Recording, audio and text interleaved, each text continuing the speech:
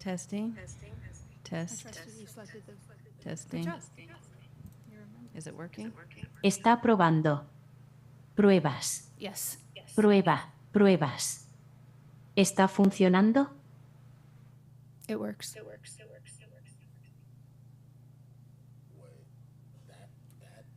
Is it working now?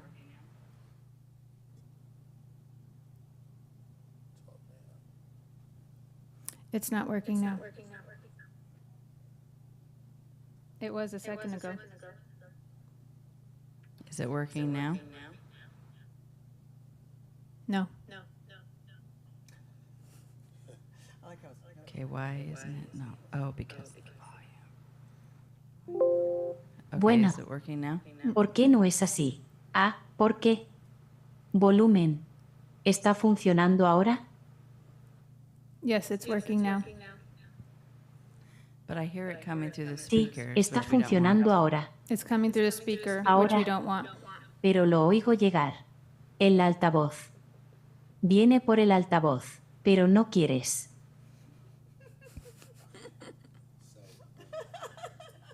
That's mixing in with this regular meeting sound in English. That's not good. It could be a little confusing. Yeah. Yeah, they're supposed to just do it to people who selected. I have it selected. Maybe it's because you have it selected on. I have it, yeah. Maybe if I don't have it selected here, Lisa. Yeah. So this needs to be original. Yes. Okay, so now it should work. Okay. Let's go again. Let's test it one more time. Poor Lisa. Run. Yeah, it's not supposed to.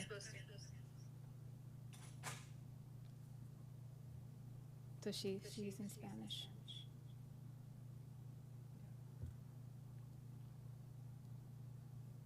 So let me take a screenshot. Testing. Testing 1, 2. Can you still hear it over Zoom? I cannot hear it over Zoom.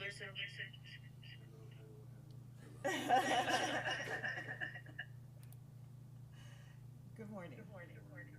Test.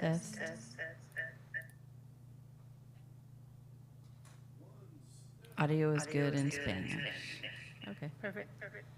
I'm hanging up. Okay. Okay, go. Echo. All right, done. Perfect.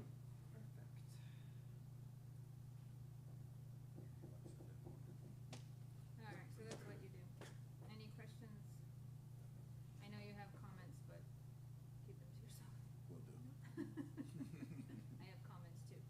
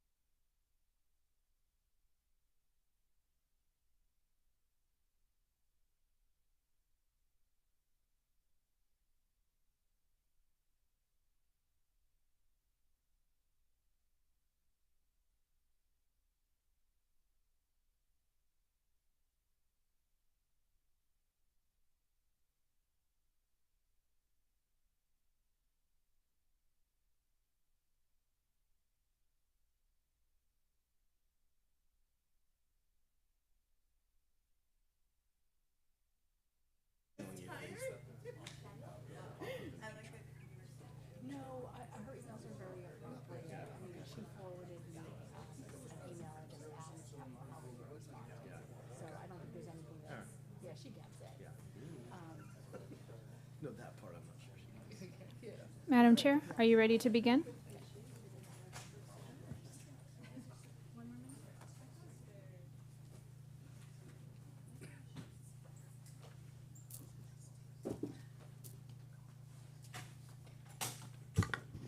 Good morning. Welcome to our Board of Supervisors meeting, Tuesday, June 11th, 2024. Can I have the roll call, please? Vice Chair Cottrell? Here. Supervisor Ramos? Here. Supervisor Pedrosa? Here. Supervisor Gregory? Here. Chair Gallagher? Here. All right, let's see, who's my victim today? Our assessor recorder, Mr. Tudor, please lead us in the Pledge of Allegiance.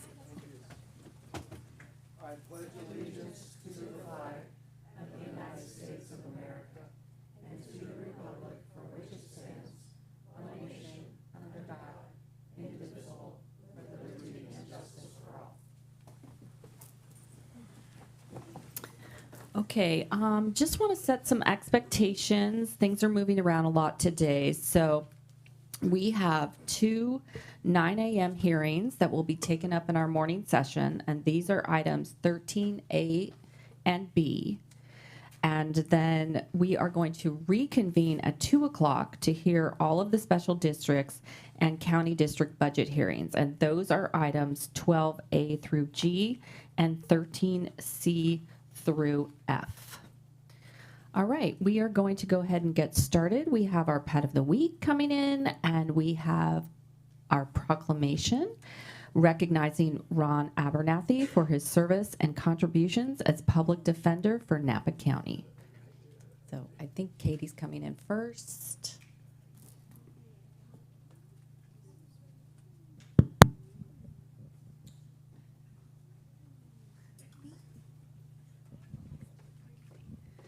So Katie, who do we have with us today? We have Elliot. Elliot. Today. Okay. I saw Elliot hopping around in the back. Yes. We're having some fun. Thank you. Good morning. So I have Elliot here. Elliot came to us as a stray from American Canyon city limits. He was found running loose. He did have a wound to his nose that we have treated, and I have to say he has been a dream. Treating him with that wound, it's all cleared up now. He was just an absolute sweetheart. He is a neutered male. He's around a year old, and he is available for adoption. Him, like the rest of our animals at the animal shelter, are spayed, neutered, microchipped, up to date on vaccines when they're ready to go home. So you can find him at the Napa County Animal Shelter. Great, thank you so much. Thanks for coming, Elliot. All right, great. Ron, do you want to come join me at the podium?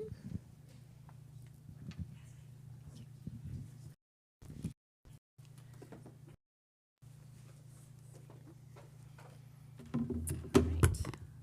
Very honored to do this morning.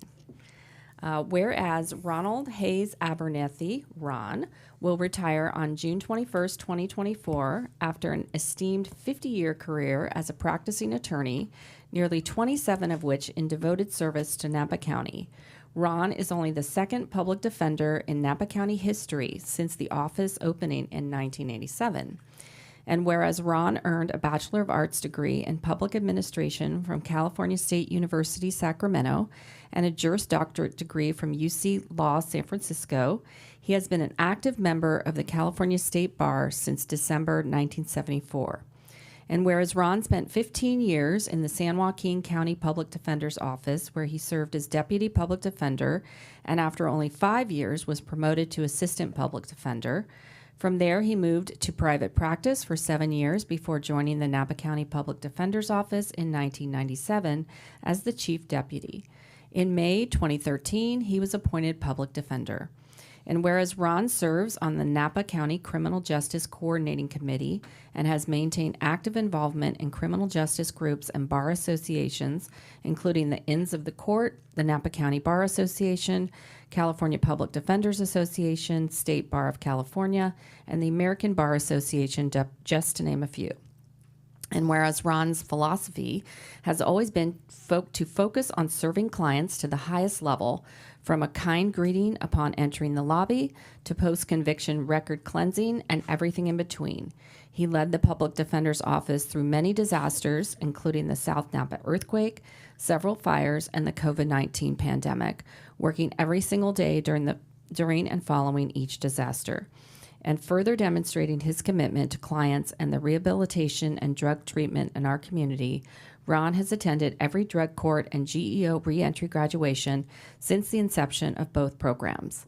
And whereas Ron is well known and deeply revered by clients and colleagues alike for his compassion, steady, measured, and level-headed demeanor, and also his undeniable sense of humor, regularly bringing levity to even the hardest and most stressful situations. Ron's ability to calm just about any distraught client with his soothing tone and unassuming nature is unmatched and will be dearly missed.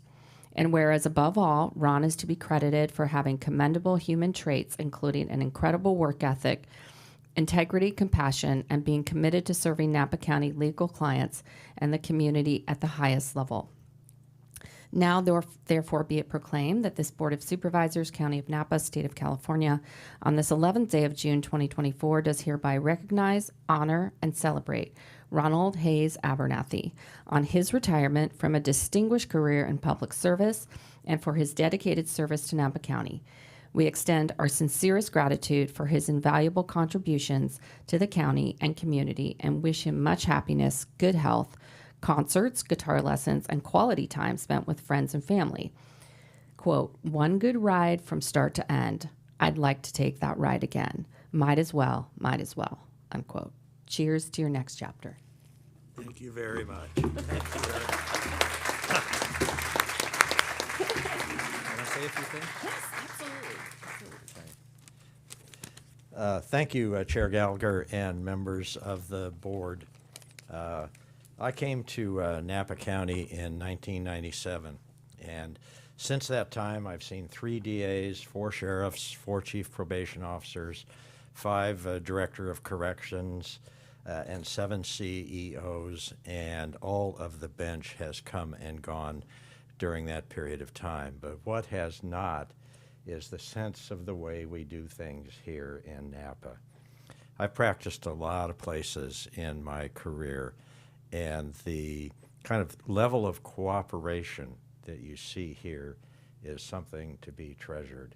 And through that entire time, that has been maintained, and it's based on the personal relationships and a lot on the actions of the Board of Supervisors in terms of funding our different organizations. But the Napa way is important, and I hope my fellow department heads manage to maintain that going forward.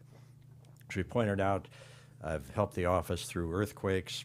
I can remember putting our computers on our chairs that all had rolling wheels and pushing them down the street to the teen room at the public library where we opened the next day. It looked like kind of we were selling penny stocks out of the Wolf of Wall Street there or something, but we managed to get that done. Floods, fires, and pandemic. I'm happy to say that we've not had a single incident of inter-office transmission of the virus during that entire period of time because people understood how to go about living their lives in times of a pandemic. There's been a lot of law changes over that period of time I've dealt with, had the privilege of working on special projects for the CEO's office dealing with the planning for the new jail facility. I grew up a sheriff's kid and was involved in jail planning early on, so I knew a little something about it. I think I did 24 of those community meetings with the community when we were coming up with our pillars and those sorts of things. Worked with the kind of organizational development committee with fellow department heads, and it's all a pleasure. The Public Defender's Office, may surprise you, is the only department that you oversee that's constitutionally mandated. And there is a reason why that is the case, and it's what we do. We represent individuals on the margins of society, people that get arrested, the mentally ill, those people who really don't have a voice for themselves. And we do that. But more importantly, I think, which is one of the things I've looked at my entire career, is that I have an obligation to the citizens of whatever county I'm living in to protect their rights. Because those rights get played out at the margins. It's what we do with the poor, the disenfranchised, the arrested, that determines the rights the rest of us have. I've taken that very seriously, and I think the board understands that as being one of our missions as well. I've tried to do that as effectively and efficiently as we could. You know, the taxpayers are paying for this. And with those various legislative changes, you didn't see us coming in asking for more staffing and that sort of thing. We said, well, let's wait and see. Let's see if we can deal with this issue with what we have, because we do have an obligation to the taxpayers. And none of this would have happened without the support of you and your predecessors, for which I am heartfeltly grateful for that. You have allowed us to do what we do for our clients, for the citizens of Napa County. And like I said, it's been a wonderful ride here, and thank you very much. I appreciate you all.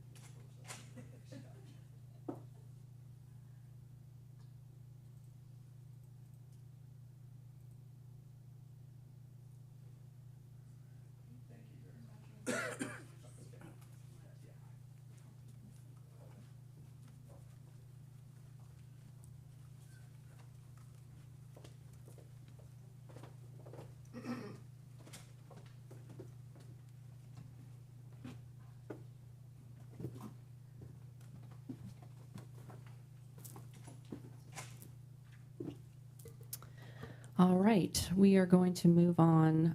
We do not have any special district consent calendar. We're going to move to the main consent calendar. That is 6A through N.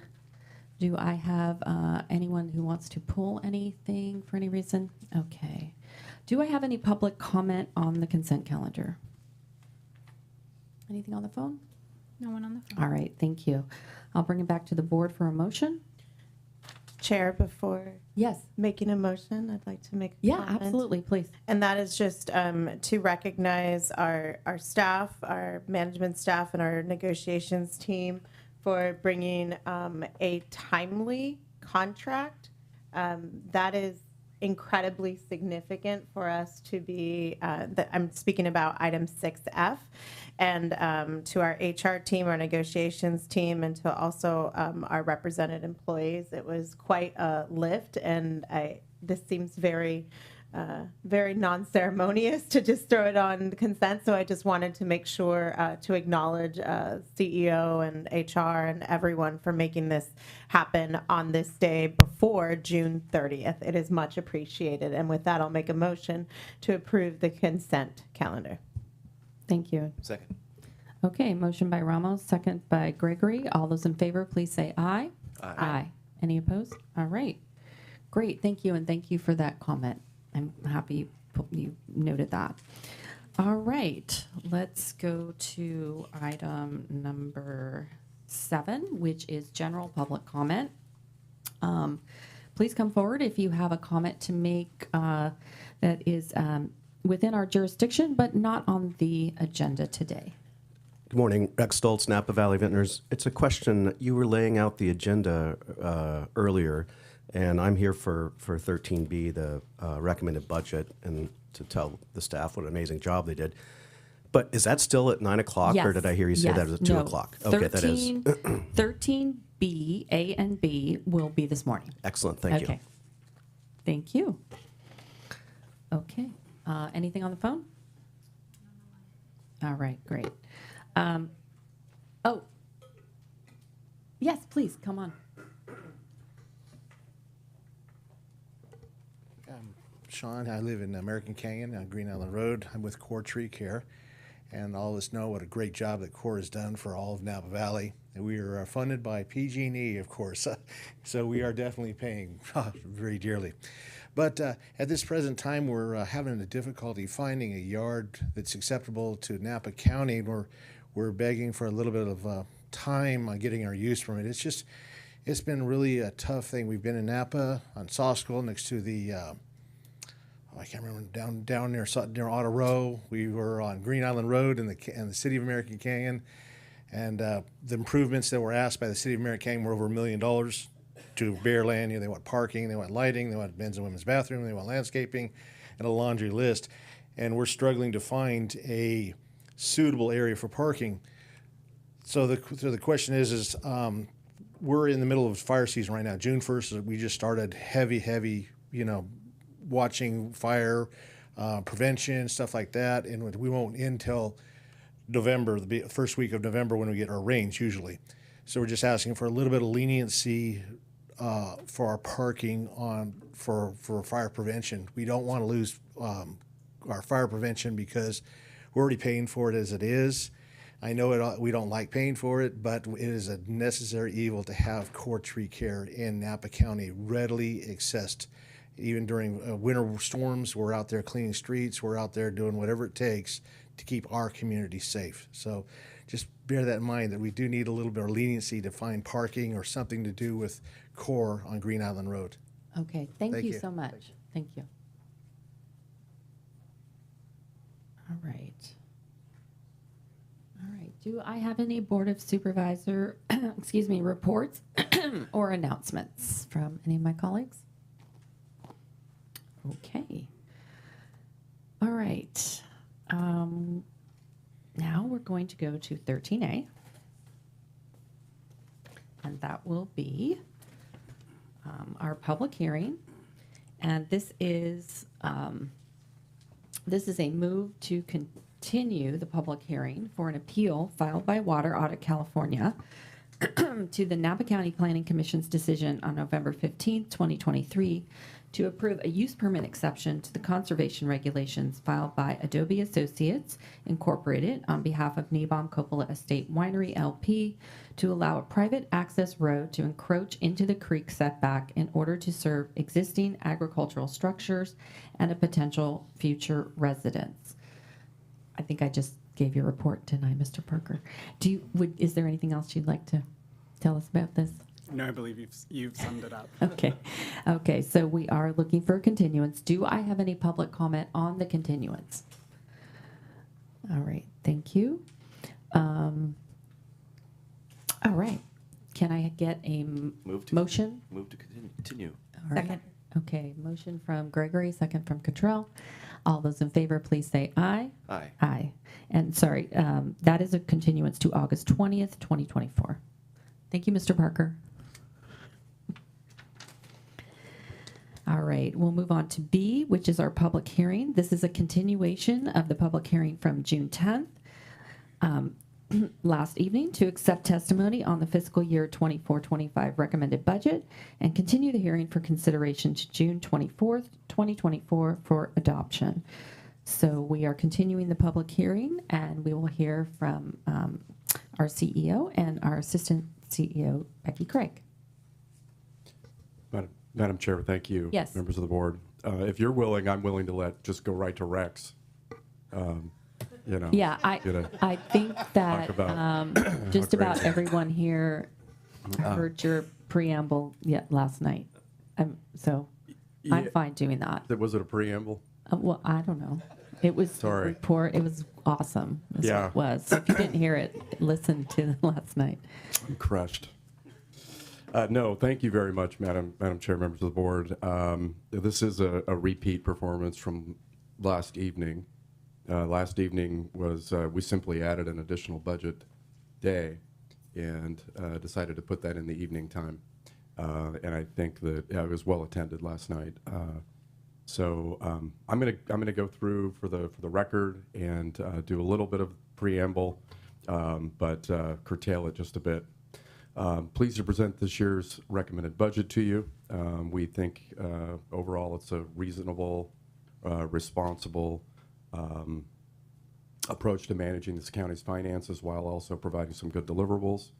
Wanted to, as I stated last night, thank our department heads, all of them, elected or not, for all of their support and assistance and leadership, all of their employees, all the work that's gone in this budget is a countywide effort. And a big thank you to our staff in the CEO's office, Ms. Craig, and other budget staff. Pardon me. This budget before you is reflective of your directives, your adopted policies, priorities, and it demonstrates, again, a thoughtful practice of smart fiscal planning and a focus on our general fund's long-term sustainability, which is really kind of a theme throughout. This budget intentionally prepares for the loss of tens of millions of dollars in VLF revenue, $30 million just to the county's coffers, $50 million countywide. If you include other jurisdictions, that is 100% general fund revenue, discretionary. So that's a big hit if that happens, if the state doesn't get that fixed.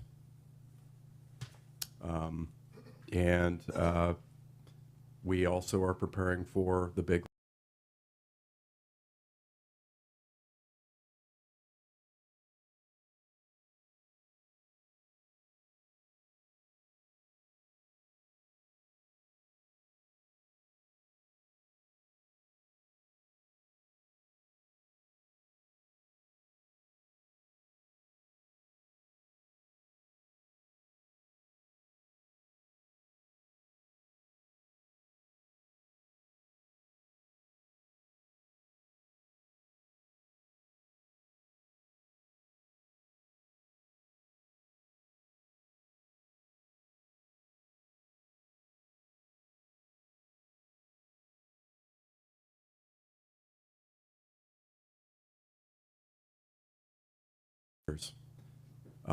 also recognizes the state of California's budget issues, which are considerable and multi-year. Those, unless they get addressed, will begin to squeeze a lot of the programs and services that this county provides our residents with time. So we're hoping that they get those fixed. So all of that has gone into putting this together. But there are deliverables here, obviously. This budget, I think, most considerably funds the largest investment in wildfire resilience in our county's history. There's $21 million in spending for wildfire mitigation in this budget. That's all coming, a lot of it coming out of our general fund. Additionally, this budget allocates considerable funding for our fire department itself, drawing down about $5 million in one-time revenues for the purchase of new engines and vehicles and equipment and other things that keep both our residents and our firefighters safe. This budget continues your board's long-standing commitment to working families and vulnerable adults through millions of dollars in investment in affordable accessory dwelling unit development, workforce down payment assistance, and new rental assistance program that is being carried out by our Housing and Homeless Services group, which is focused on increasing housing security among extremely low-income adults. This budget builds on your investment over the last 3 years in road infrastructure. We've public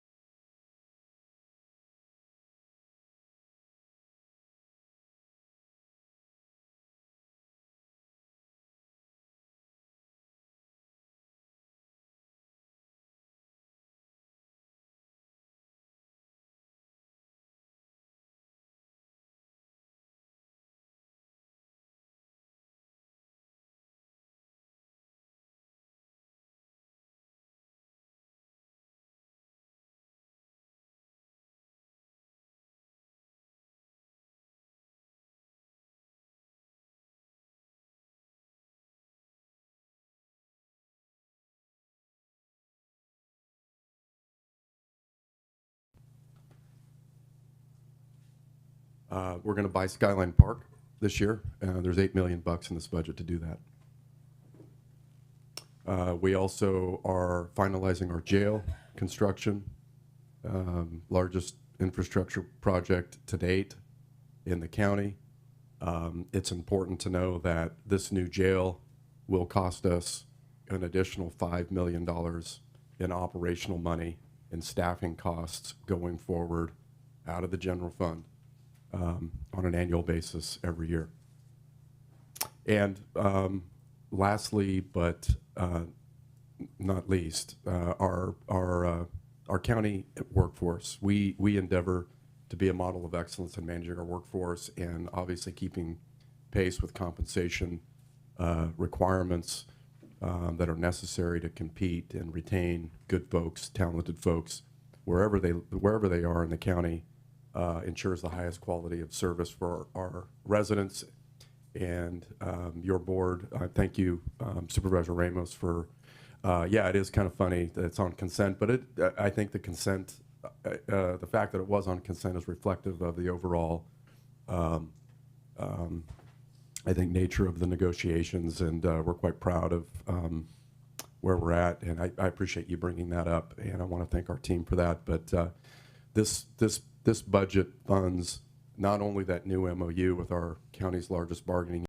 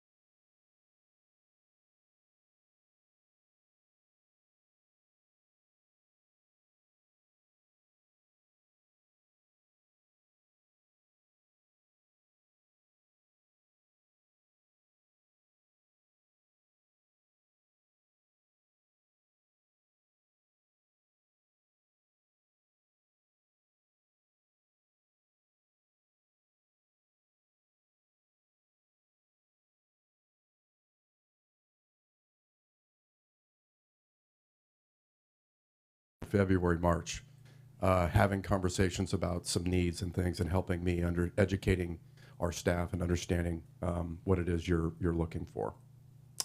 And with that, I'm going to hand it over to Becky to walk through some key areas of the budget. Good morning, Chair and Supervisors. We are going to repeat the same slideshow and presentation. And again, I want to include the budget team of John Buzelich, Daniel Sanchez, Jasmine Elo, and Celeste Gomez, and they will be doing presentations throughout. Today's agenda is to cover the current economic conditions, accomplishments that occurred this year, as well as the priorities for next year, an overview of the actual budget book, before then going into departmental operations, personnel, capital, and then wrapping up with the transfers, reserves, and then opening it for board and public discussion. I'm Daniel Sanchez. I'll briefly go over this slide on the economics of the county. So as you know, the main discretionary revenue source that we have in Napa County are taxes, that is specifically property taxes. And fortunately, our property taxes are moving in the right direction. They're positive, growing modestly, but they are growing. A area of concern is the condition of our transient occupancy tax, hotel tax, and sales tax. We are seeing some slowdown in both of those. A new portion of the budget this year is a section called Community Profile. That has a very important chart that's quite telling, that shows the top 10 property tax payers. And when you look at that list, 7 out of those 10 top taxpayers are in the wine industry. And I suspect that if you were to expand that list to the top 50 or so, you'd see a very similar trend. The vast majority of our top property tax payers and our main revenue source is property tax. You'll see that those are in the wine industry as well. And a similar pattern emerges in sales tax as well. If you look at which businesses generate most of our sales tax, it's largely in the wine industry as well. As our CEO mentioned a little bit ago, vehicle license fee, the potential loss of that is a big an issue that looms over the budget, and we expect to be hearing more of that from our legislative team or during the 5-year forecast, where we talk about how we're going to be dealing with that issue. Also, as our CEO mentioned, emergency preparedness, fire resiliency is a significant part of this budget, whether it be equipment, preparing for BRIC, or the large general fund transfer to the fire fund. That is a major portion of this budget. A last area of concern in the coming budget year, coming fiscal year, is both state mandates, unfunded state mandates or partially funded state mandates, and then potential reductions in state funding for core services that our community relies on. If that does happen, then we'll be coming back, working with our departments, and coming back on how we're going to address potential reductions in vital state programs. Thank you.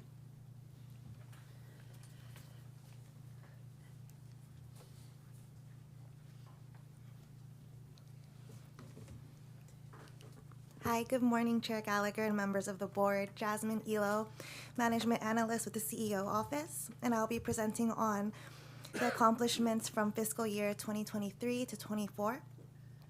The county has adopted a facilities master plan and has directed solicitation for a master architect to design all of the facilities.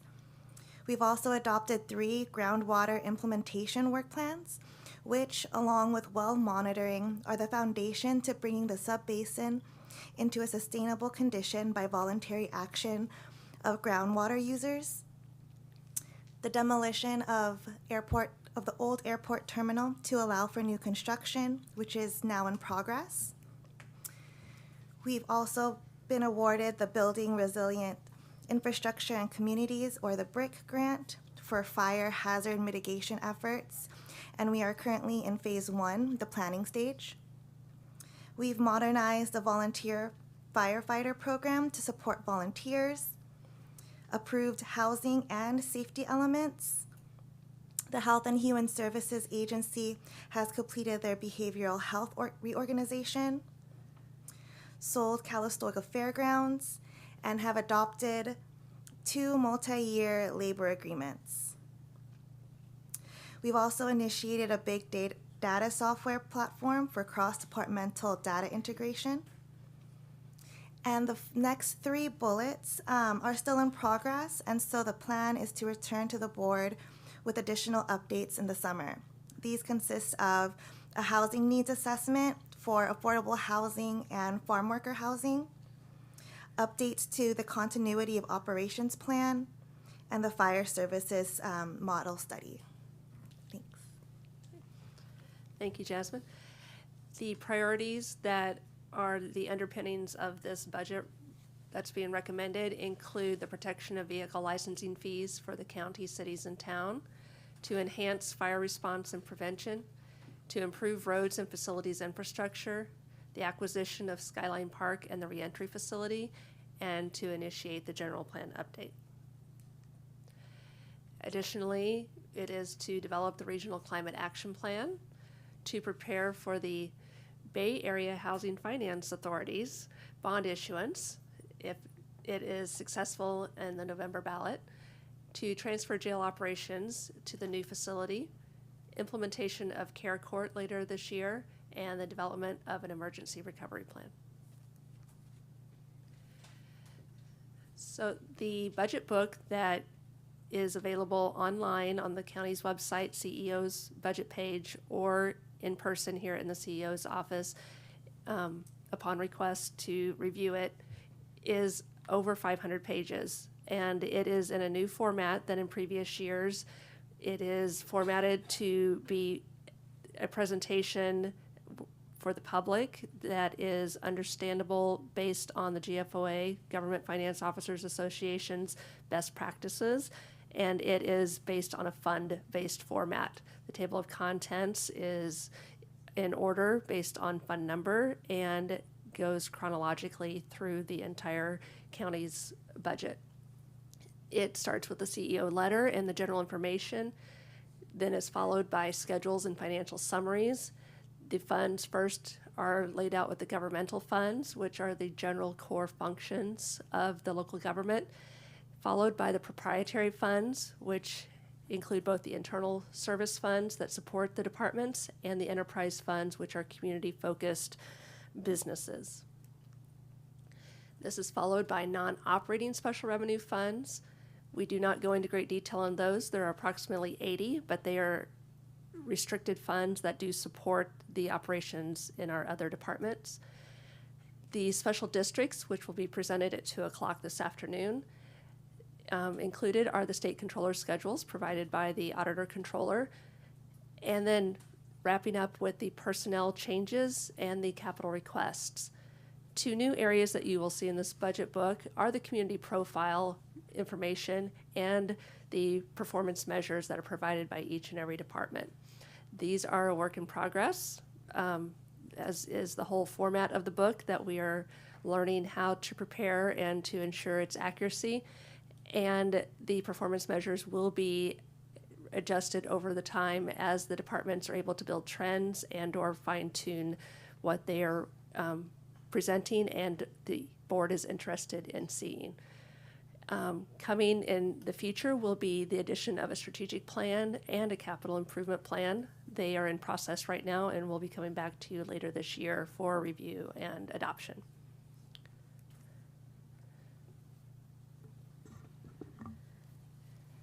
Good morning, Madam Chair. John Buzlich, Deputy CEO for Administration. I'll be speaking next on the all funds budget. So you can see from this slide, we have a total recommended appropriation of $951 million. This is an increase of $270 million from the prior year budget. The funds listed are in our broad categories, which we will have a slide on most of these upcoming next. The general fund is our departments with the highest degree of discretionary spending. We have then operating special revenue funds and non-operating special revenue funds. These are departments that have dedicated funding largely from external sources that are specific to their mission. We have capital projects funds for construction and capital equipment. Debt service fund, which is for principal and interest on our debt obligations. Enterprise funds, which act in a business-like function and capacity for external users. And then internal service funds, which are core administrative services, somewhat like a business, but internal facing in terms of how we support operations of each of our individual departments. There's a theme on the increases for most of these funds that are specifically tied to the cost of living increases as part of our labor agreements. The internal service funds have rising costs, largely due to contract provider services and staff costs. The operations of the new jail, which has been touched on earlier, and then large transfers to fire and capital improvements. Specific to the debt service fund, you can see that there is a significant reduction in that fund category that we wanted to highlight. That's related to the 2014 certificates of participation are ending this month, June 2024, and the 2012 bonds will be ending in 2028. So there's a lower debt expenditure there anticipated for the year ahead. Next slide. Enterprise funds, these are again the funds that act in a business-like capacity. We have the 5th Street parking garage, the airport, the animal shelter, the Calistoga Fairgrounds, and Lake Berryessa concessions. Specific to the 5th Street parking garage, there are some significant cost increases related to insurance and utility expenses, which are on the rise for everyone, but have a definite impact on the garage. The animal shelter highlight, this is the upcoming final year of the existing agreement with our cities and town that will need to be looked at and possibly renegotiated for extension or or a new agreement adopted.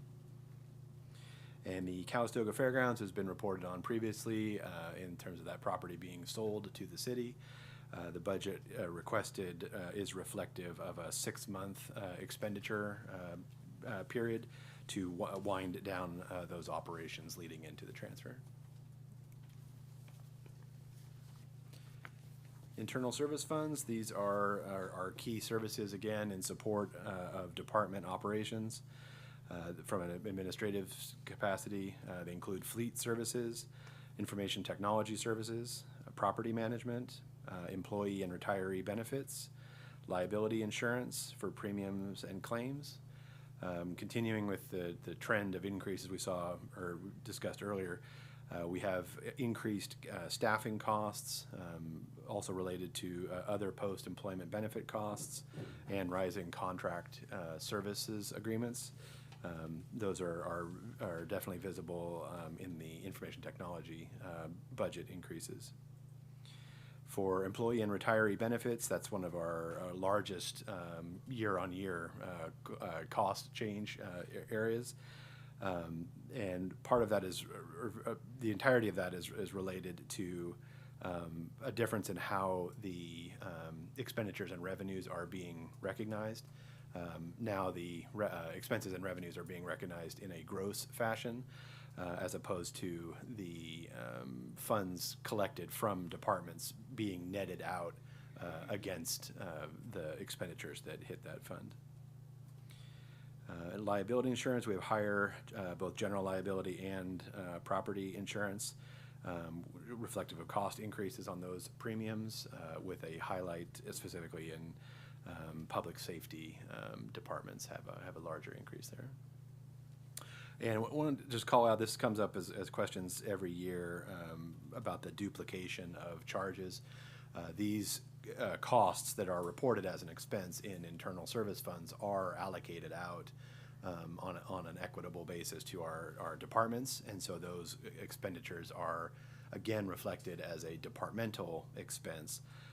And so specific to internal service funds, we have $172 million that is stated twice.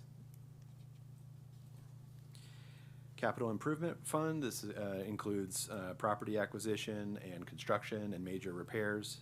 For facilities, we have a number of efforts on accessibility under the ADA. We have a roof repair and replacement project that's underway, and some significant HVAC replacements. The completion of the jail construction will be recognized in this upcoming fiscal year, which will be a significant expense on the budget book. And as our CEO touched on earlier, for Skyline Wilderness, we have $8 million included in the budget for the acquisition of that land, and the re-entry facility has $16 million included for that building. We all have the 5-year capital plan that'll be in progress and will be returning in the fall.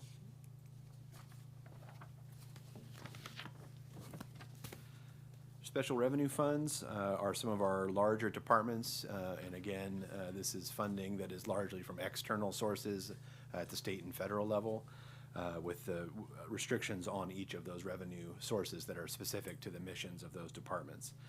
But calling out our departments that are in the Special Revenue Fund, it includes the Health and Human Services Agency, the Library, Homeless Services, Roads, Affordable Housing, Fire, Building and Code Enforcement, and Child Support Services. Same theme as we had before. Some of the major noteworthy cost increases are related to staffing changes, our cost of living increases, and rising provider contract costs.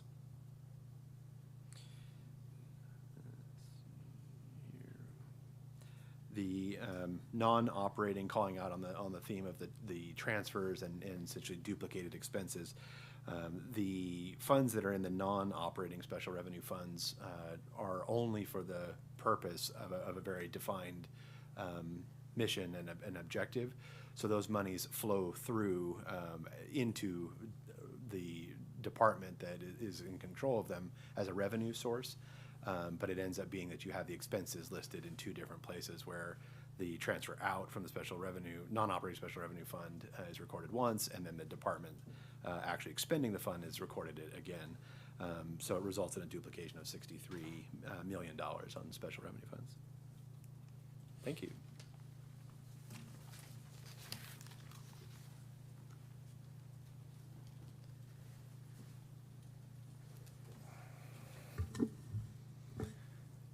I'm looking mostly at the fiscal year 24-25 recommended line. The beginning fund balance in the recommended budget is $56 million.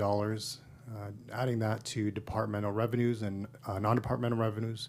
Non-departmental revenues are, of course, basically taxes. Adding those, you get $347 million of total financing sources. So that's the resources we have available. Total financing uses are $323 million. We also are using some funds from tobacco settlement and community investment as well.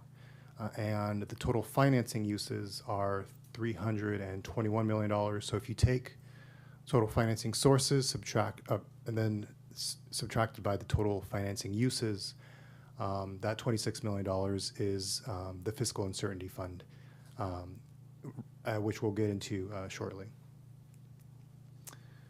The general fund revenues are $291 million. The majority, 65% of that, is in taxes. As I mentioned a little bit before that, the vast majority of that is in property taxes. $206 million is available for discretionary uses. And although it's available for discretionary uses, much of that is already committed specifically, and I'll get into it in a later slide. A lot of it's committed to our employee salaries, salary and benefits for services that they provide. The general fund expenditures are $324 million. As I mentioned a bit ago, just over half of that is in salaries and benefits. We are a service providing organization, and so much of our expenditures are going to be in our people.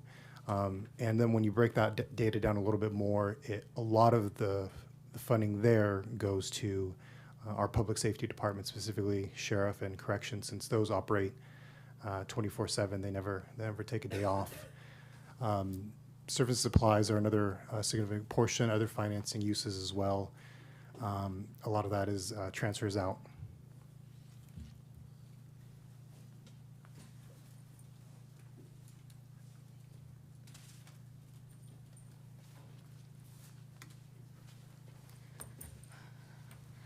Good morning, Chair Gallagher and members of the board. I will be giving you a breakdown of the departments within the general fund, starting with general administration and finance.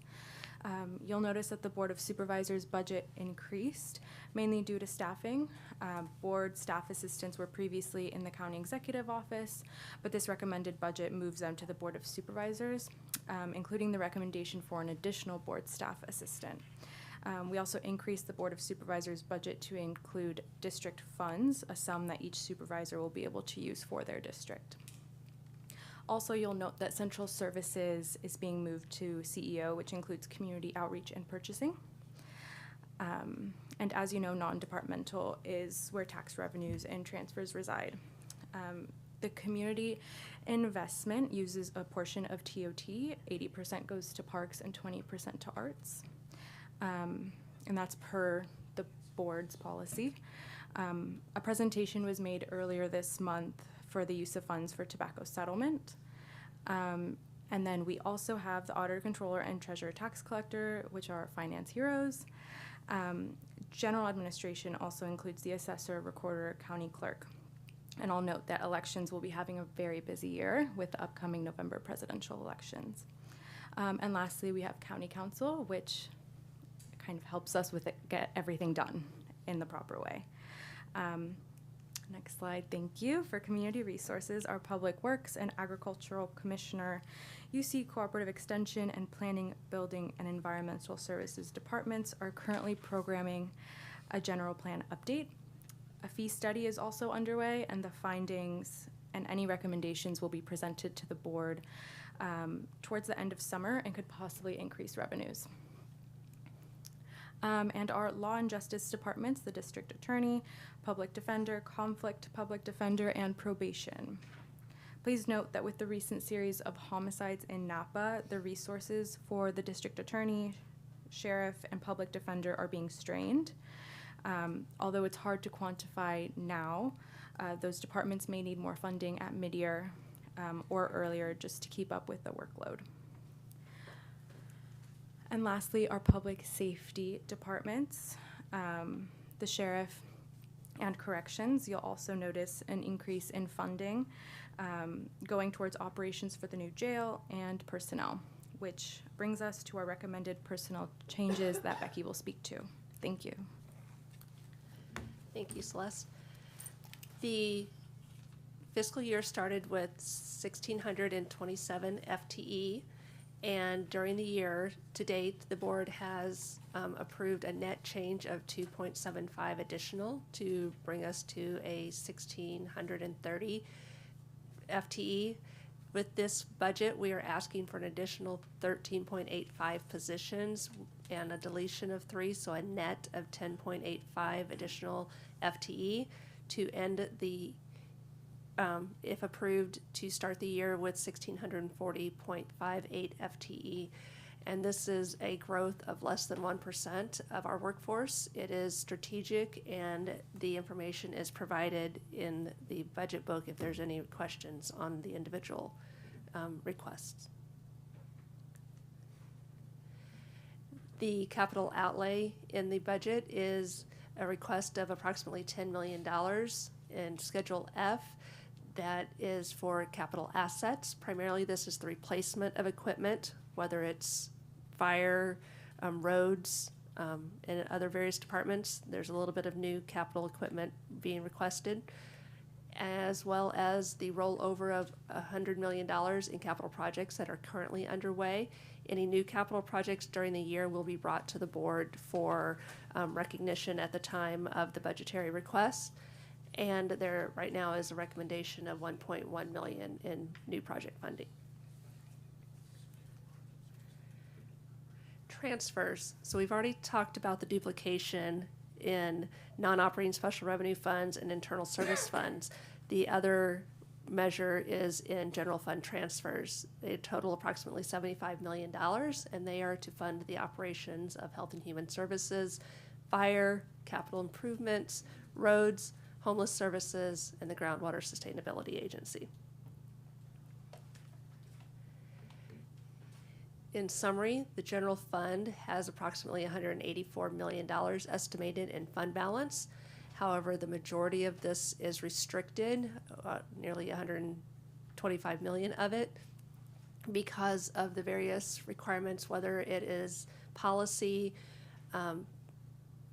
FEMA requirements for grants, the pension trust transfers that the board has made over the years, and the other various assignments. So once the assignments and the restrictions are accounted for, that provided an additional available fund balance of approximately $56 million to start this budget. And with the recommendation of draws on that of approximately $30 million, there will be about $26 million in available fund balance for a rainy day that, if and when items need to be brought forward to the board, will be at your consideration.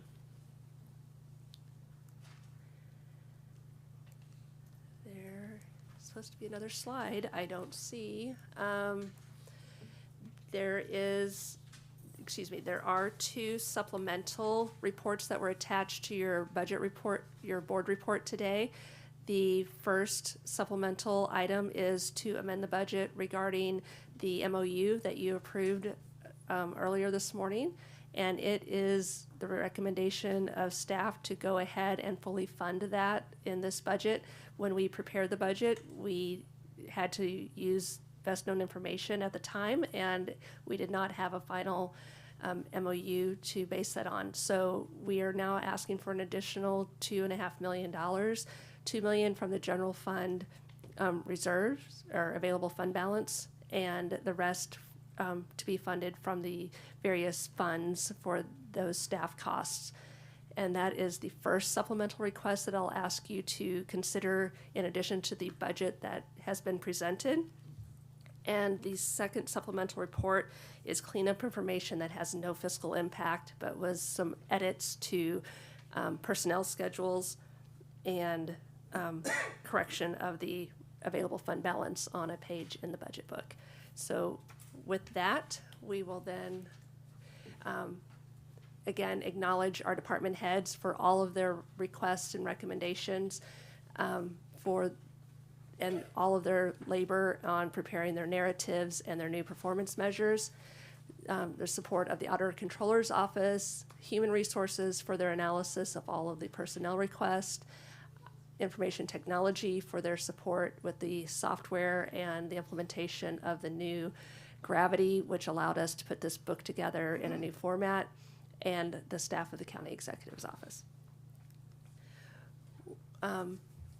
Now it's time for board members' questions and public comments. We do have the board's questions and comments from last night. Those will be incorporated as we move forward. So we're open to any additional comments the board may have at this time. And once public comment is done, I would ask if there's any board direction for any additional supplemental changes to this budget that we will then be bringing back for recommendation for adoption on June 25th, and that would need to, again, continue the public hearing. All right, thank you, Ms. Craig.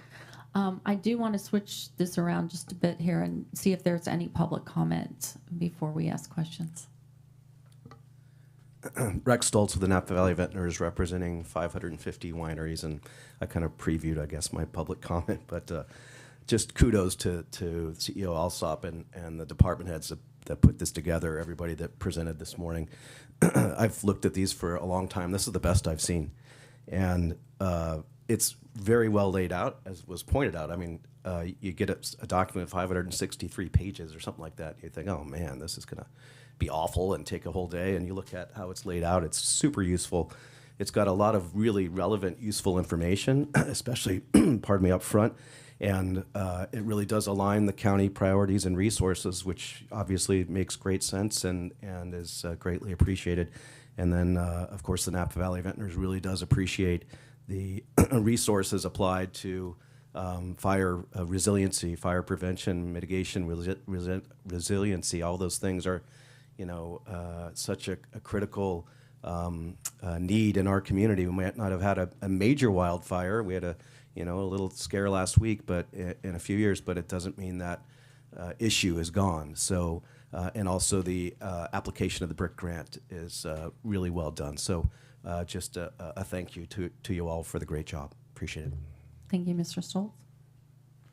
Anyone else like to make public comment on the phone? No one on the line. Okay, great. I'm going to bring it back to the board to continue discussion and questions and comments.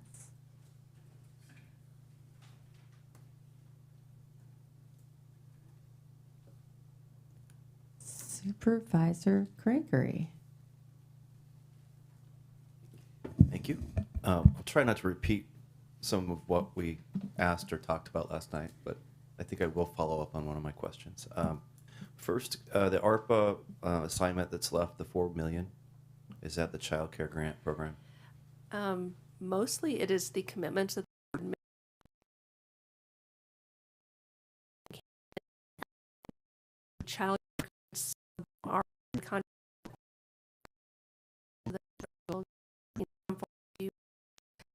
child care is about $1 million. Great.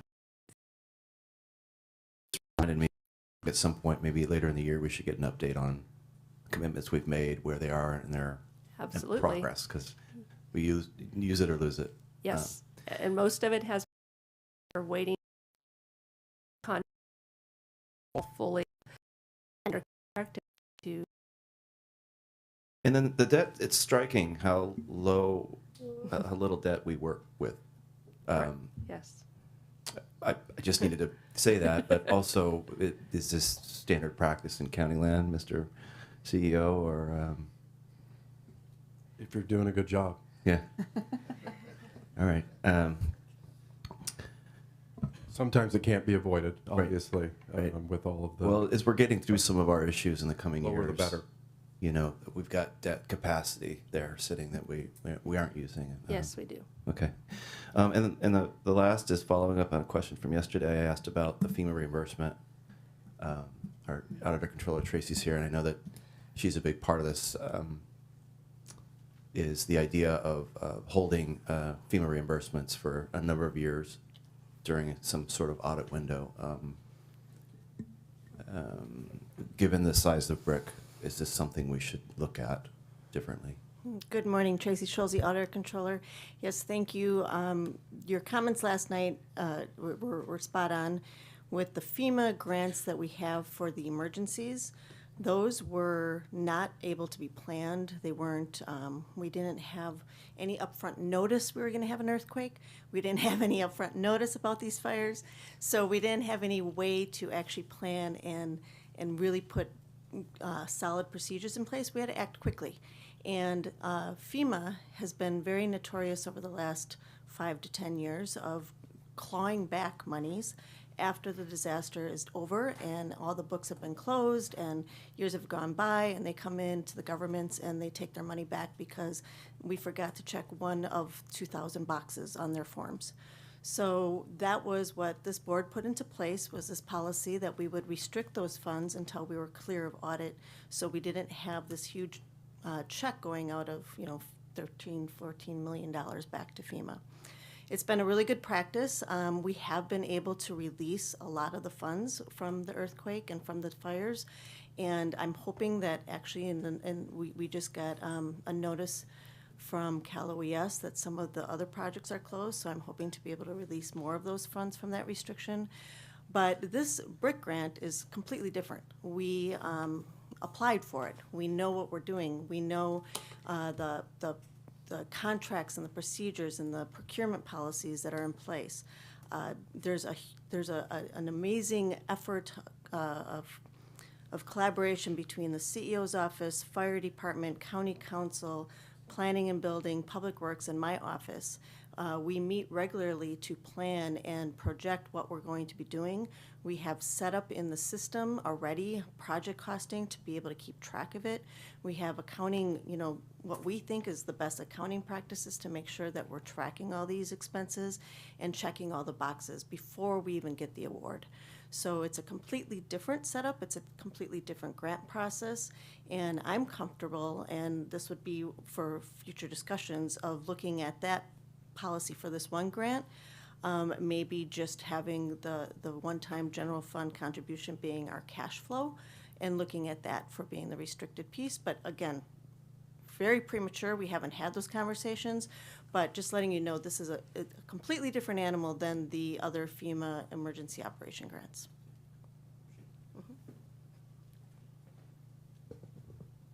Okay. Anything else, Supervisor Gregory? Okay. Supervisor Cottrell. Thank you, Chair.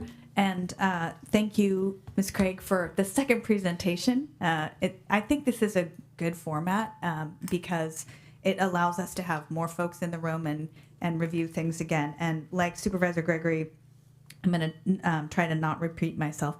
I will just point out, when Supervisor Gregory was making the comment about debt capacity, I could see Supervisor Pedroza shaking his head. So I liked just to get that in the record. So I have a couple comments and a couple questions. First of all, I just wanted to remind everyone that in this budget, what's not reflected here is that our investments in our departments and staff are getting leveraged out there in the world. I point to two examples. We've just heard about the BRIC grant. We could only do that because of the investments we've already made. And then second, the $5 million we're getting for the temporary or for the 5-year housing aid to prevent homelessness in our senior population. I don't think we would have received that grant. There was a ton of support from my colleagues here on the board, but also all the work that our Housing and Homelessness Services Department has done. So just wanted to point out that our investment pays dividends too. A second comment on the format. Appreciate, Rex, your comments about this is easier to read and tells more of a story. I think one of the things that was helpful for me was to hear in the department narratives things that we'd already been discussing, but they get slotted in here and make more sense. So even if, I guess that's a message to department heads, even if you feel like you've been telling us the story all through the year, it's great to hear it captured in the budget book as well. So 2 questions I had on the your slide 26, where we're looking at that $56.2 million ending fund balance. And then you mentioned that there's about $30 million of other draws on it. Can you help us understand what those draws are, and do they show up in other places in the budget? And if not, help us understand the why there. Yes. I kind of wish I had put this slide closer to the front, because it does feed into the slide that was presented by Mr. Sanchez, which was the summary of the general fund, which is on page 23 in your budget book. So that 56 million becomes your beginning available fund balance for this year. And so then with your additional revenues generates and makes available the $347 million in total resources. So it's a combination of your carryover, which is this 56 million from this year into next year, combined with the 291 million of revenues, which then provides you 347 million to then appropriate. And those appropriations are going into all of your departments for their operations, as well as transfers. So the transfers of 75 million is primarily from that carryover use of 56 million. And that's the draw of 30 from there. That is then still leaving you 26 million in available fund balance. Thanks. So I'm just not clear on what that 30 is. It's a combination of all $324 million of recommended appropriations for the general fund. Okay. So it can be the sheriff's department, or it can be, we don't break revenue dollar down to expenditure dollar. Right, It's pooled. Okay. So for simplification, you could consider it primarily the transfers that are going to fire and capital projects. Got it. Okay. Thank you. That's helpful, and why we don't see that as another call out. Yes. And then a final question I had is that so often through the different tabs and units here, we're able to see an available fund balance. Mm-hmm. But I noticed for the non-operating special revenue funds, we don't have that, I believe. And I think that's a really helpful line item for, just kind of looking at trend year over year. So I'm wondering, I know also following GFOA standards, there's some formatting things I'm guessing, but that would be a suggestion for next year, is to add that as a part of that slide. Sounds good. And we can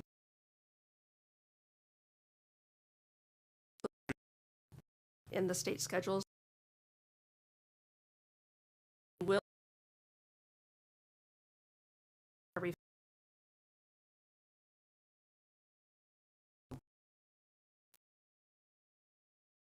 for making that point. So I was able to kind of go back and look at it, but to have it as part of that snapshot, because then we can kind of see, for example, we talked about the planning fees, that fund, those are really decreasing. And so there's going to be a need to look at those fees. And so that having it on the page helps tell the story. Thank you. You're welcome. Supervisor Pedrosa? Thank you, Chair. And again, I'll echo my comments to my thanks to staff. It's interesting, we hear about, the federal government and the state budget, and they're running deficits in the billions of dollars. And here we are having a balanced budget. So that shows that we got to be careful with debt and what we do with debt. That's why I was shaking my head around that. In terms of, I'm not going to repeat my questions either, but in terms of what we've said, our reliance on a good wine economy in terms of sales tax and property tax. And we get a report from Dr. Eiler, who comes to the board mid-year, but it's not tied to budget. Is there an opportunity to integrate more in terms of the trends our industries are seeing, because it's so tied to our budget? And not just because we have representatives from the vintners here and the grape growers, but they probably have so much data of what's happening that can help us understand a little bit more, and that can be incorporated into our budget. We've never done that before, but since we're trying new things, I think it would be great to talk about the dependency on that, but also how it allows us to have these numbers as well. So I don't know if you want to comment, Ms. Craig, on that.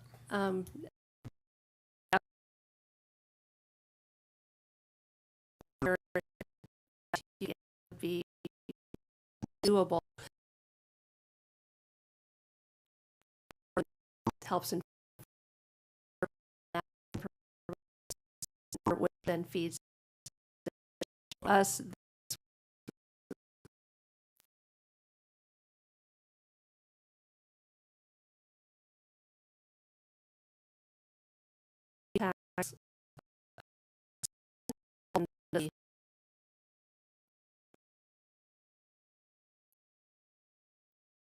Um,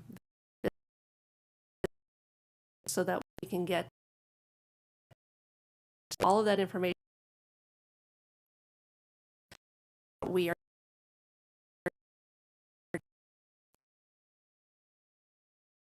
encourage the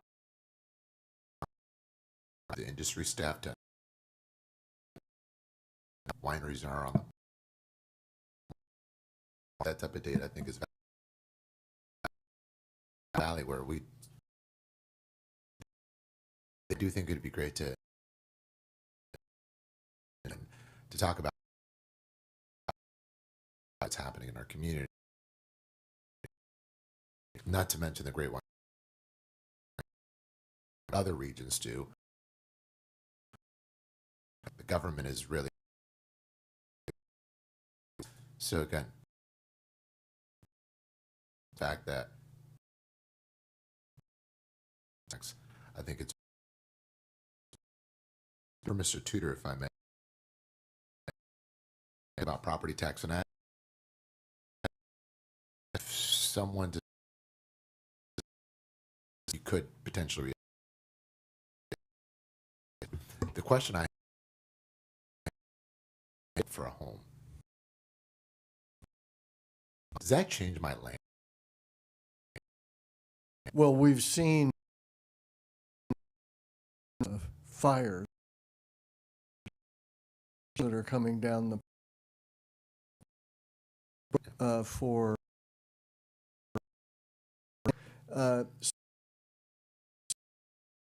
but we have lots that are fire, especially at Silverado, and see that and those we have not 30s of those, or say their value from when it sold for $3. We've had to adjust Deer Park and in impact. So there doesn't lead the market. So it'll take see if the new road earns about 5 supreme. If that's we and I'm not predicting on the edges we Mr. Tudor, and I'm just but in my, once you factor in the road and get insurance and you we have a property assessed that's the regulation. So home or business going forward is something to keep. That was it for now. Ramos. Thank you.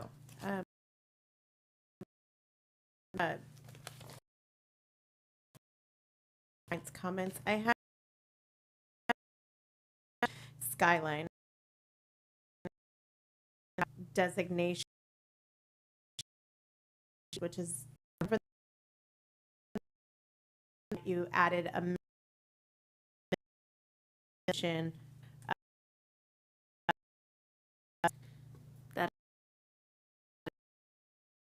look at for my colleagues 40, and we have our park acquisition. I said we're appropriating. Is it at a later?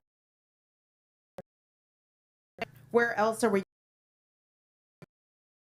There's only 7 here. this is appropriating the actual sale adjustments time, the 8 general fund. From the general fund, 1 million would be the Skylines acquisition. That to adopt it, release that assignment. Controller's office, but yeah.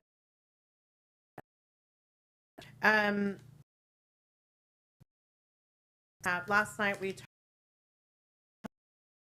about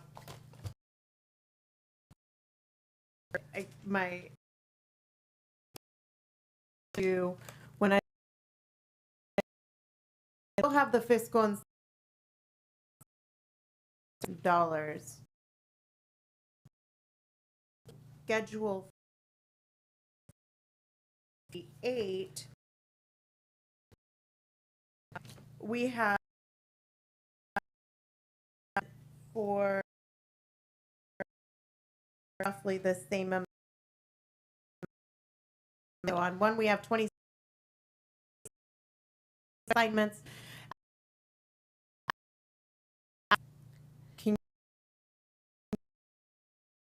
Yes. Assignment for fiscal uncertainty about half. The continue keep that, whether it's VLF, while it's not CEO's office.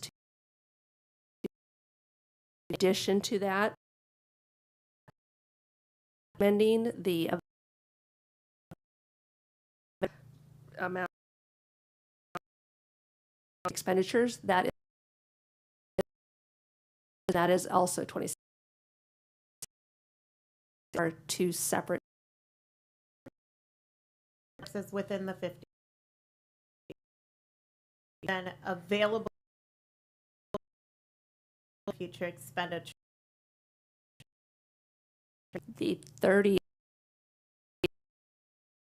in this, we're starting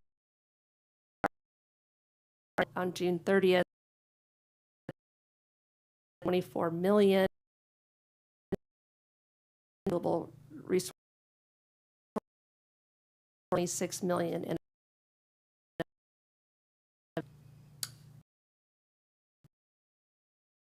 I still clarification general reserves and support the CEO's uncertain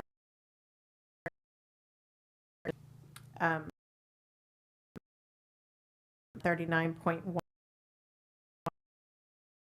did. Question is, there is a, it's, there is to move services to the not central service. Are they being moved out? In the general, but they are, but the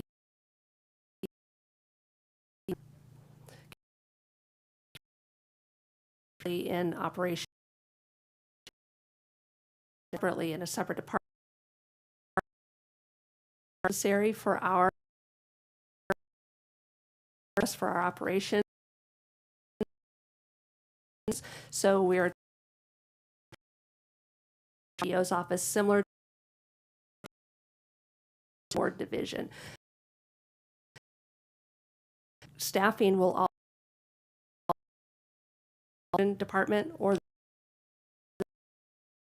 will then stay true operation are. Okay, thank you. I had asked a question of my colleagues. Foundation for use for behavior.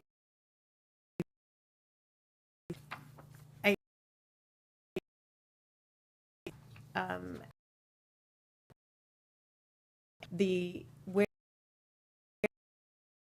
number of letters have sent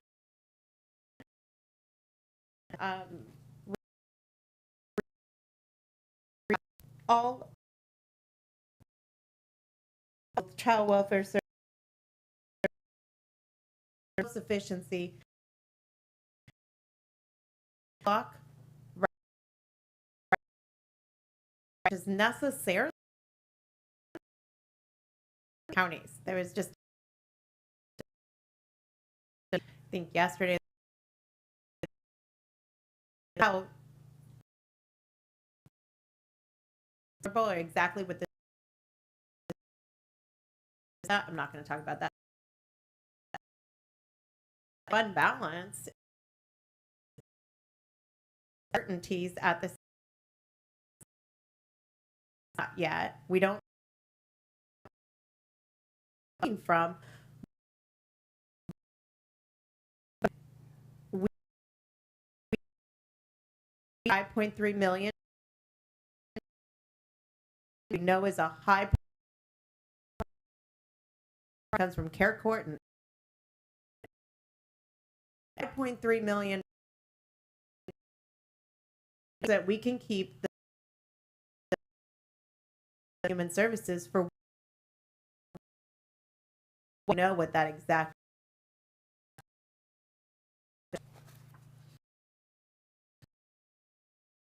to have the ability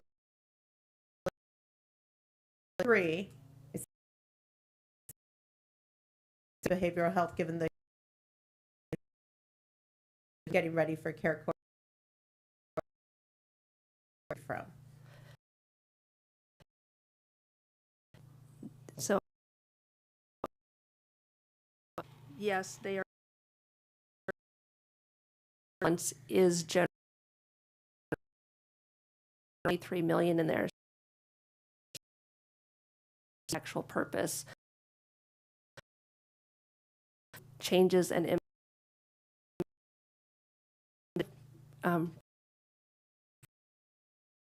the board wants to,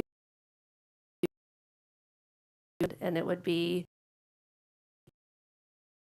that recommended care would then their transfer from those available.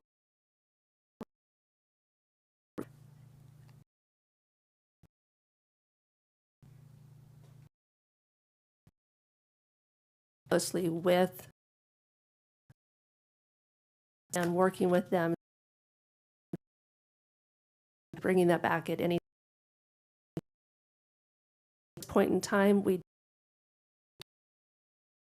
budget for that.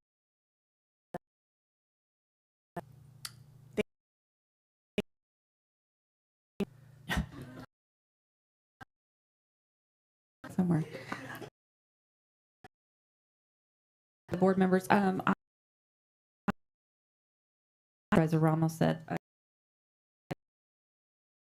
find the 5 million the time for us human services. There's just and police and everything is deliver this, but that just be asking for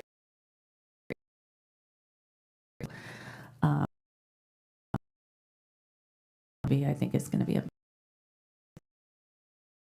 conversation with AJ. So I think recommended expenditure are on page 220, are increasing from 100, which is an increase of 10. We're absolutely being asked to draw because the general funds fund that would this be cash make whole anything. All right, well, discussion. Yeah, Supervisor. Inc. or HHSA. That's why we move, and that is from the California. We already this is here about whether we to enhance services. It's in fact than they ever no input on it is. We're probably going to shift an entire mandate.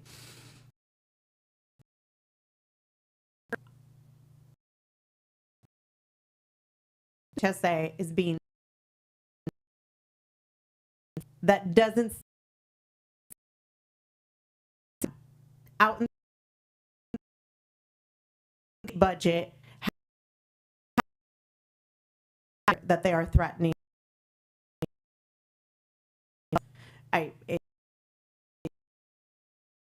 Find a way on top. I am to figure this one out.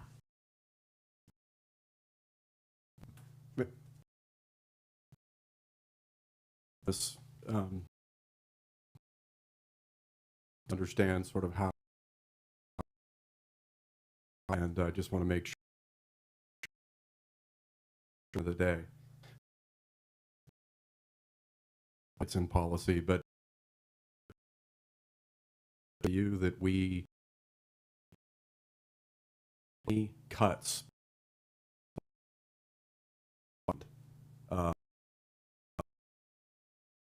I just would never recommend. There are in certain areas rule of thumb I would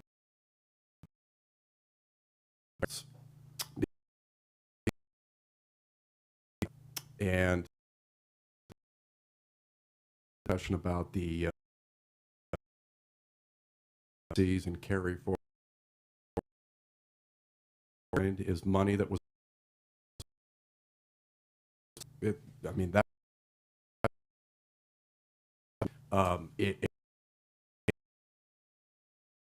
with,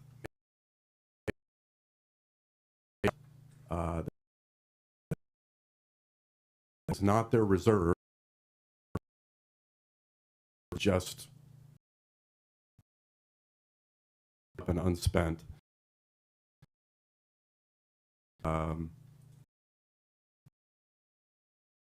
I think that's a the reason that we've made $1 million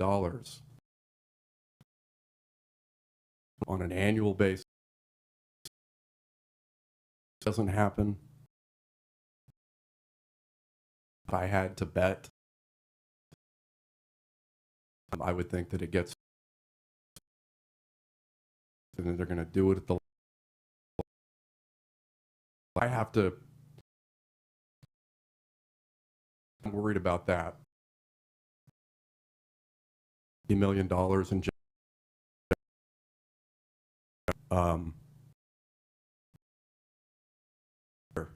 it's all been conversation about facilities improvements.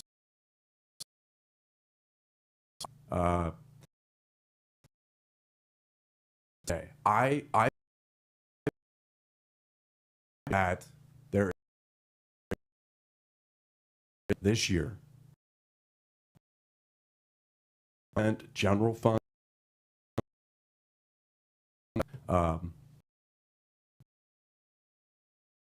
a fund that is available reserve that's, and then keep in mind aside for fiscal and available to them. I would like to do it's available given everything under that, and that's I do want to say when we changed our policy, first county I've ever had a that before. It's not right, and you all or that you can really have stuck that. Tracy will not correct, and she's placing in a designation because we're 50 dash for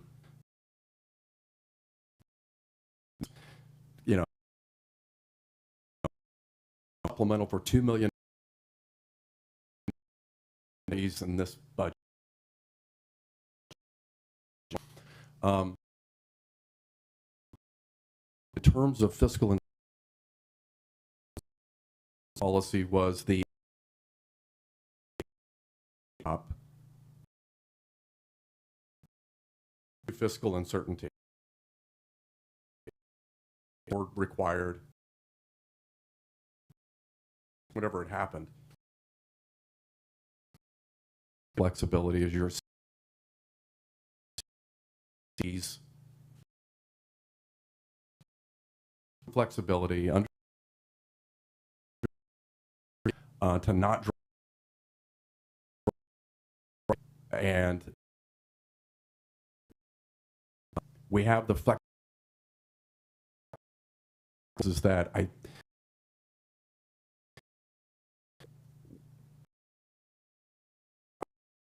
through the next couple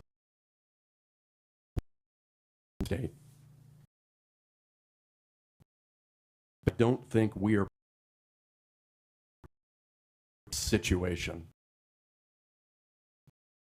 providing any sort of a hard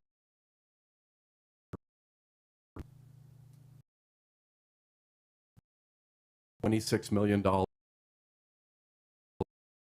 what we're calling it that.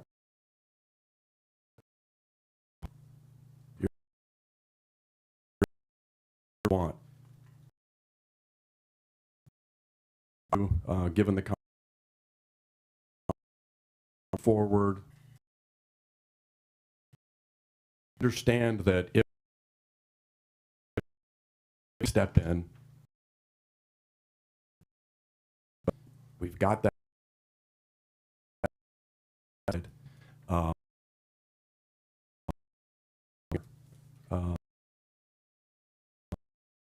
An overall recommendation. Okay.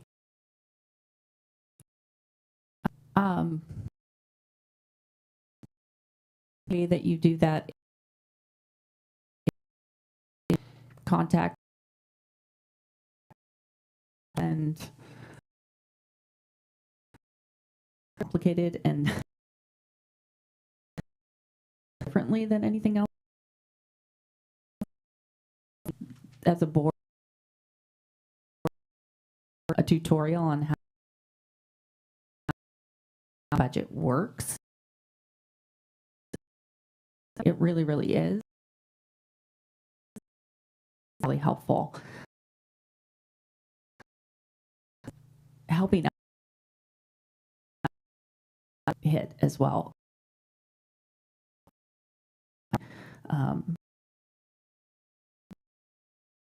In the year. We're in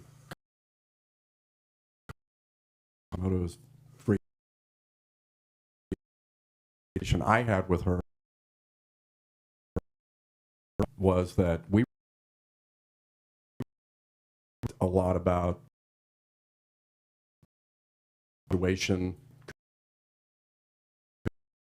Her out here really programs and squeezed if the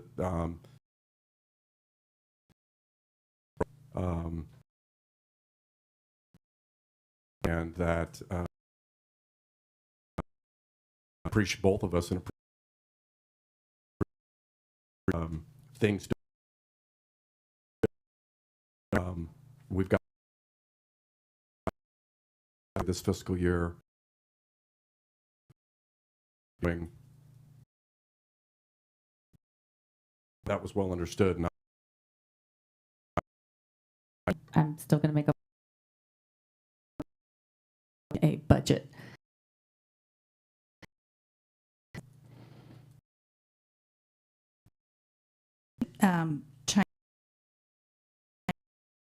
Supervisor Gallagher view is this collect date, and we want to make as prepared as it can. It's available to do what recommendation that staff hearing is that we're not the agency right now. I like this idea of and engaged on happening. Supervisor. So we the CEO's recommendation. We see this, and that is 223. We get to 23 million as reserves where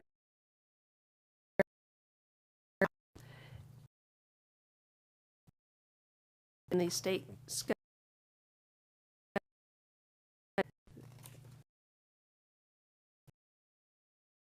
a total and $1 million, $8.5 million. So there's available fund balance. Fund balance. The Available. And in addition to $30 million.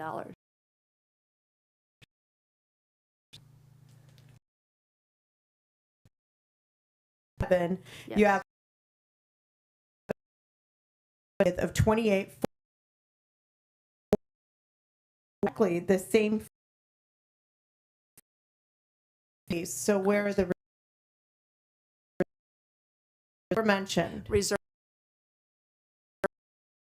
general fund, there was $156 million, which are reflected on the which is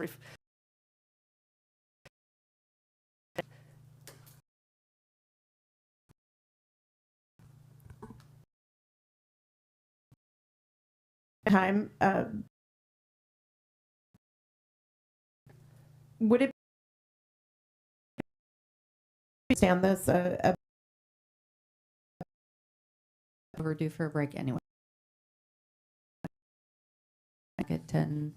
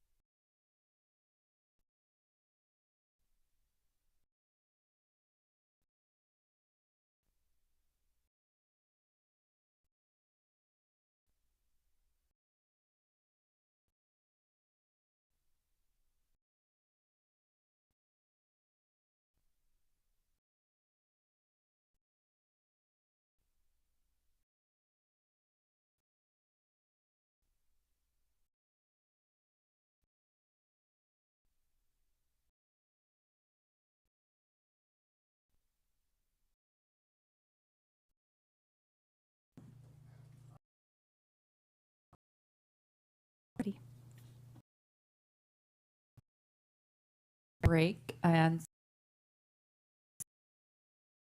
I had an opportunity with Craig and talk about what will happen. Designations.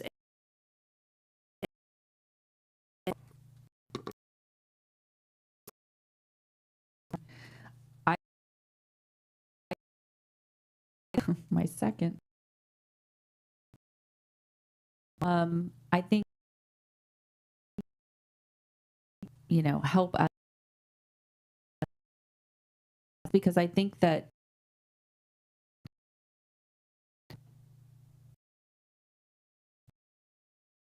others might call fun versus a restriction to have a discussion all of these different terms. Please come to an agreement about it is a bit of semantic. I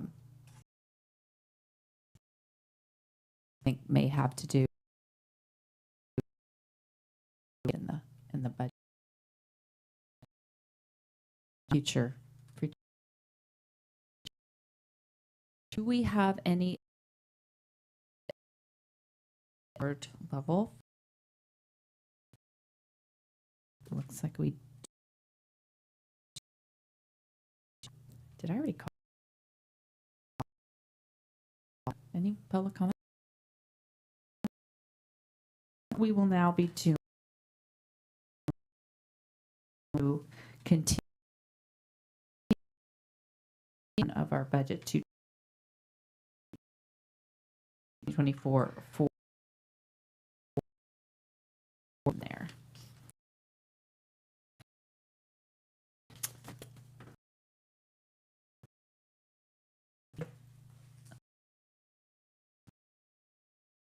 We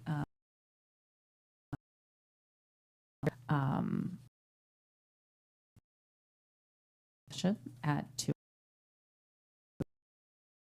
Thank you, everyone.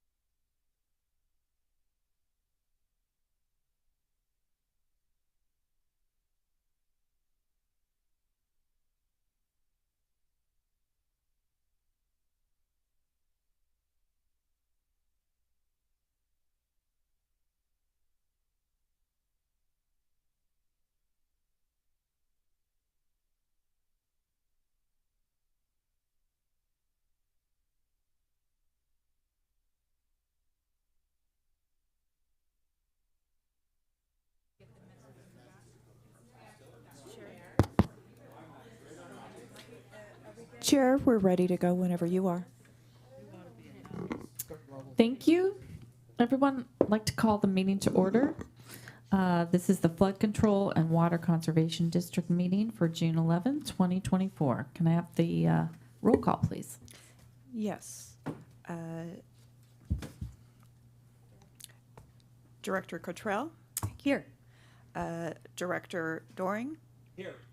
Director Garcia? Here. Director Gregory? Here. Director Moeller? Here. Director Pedrosa? Here.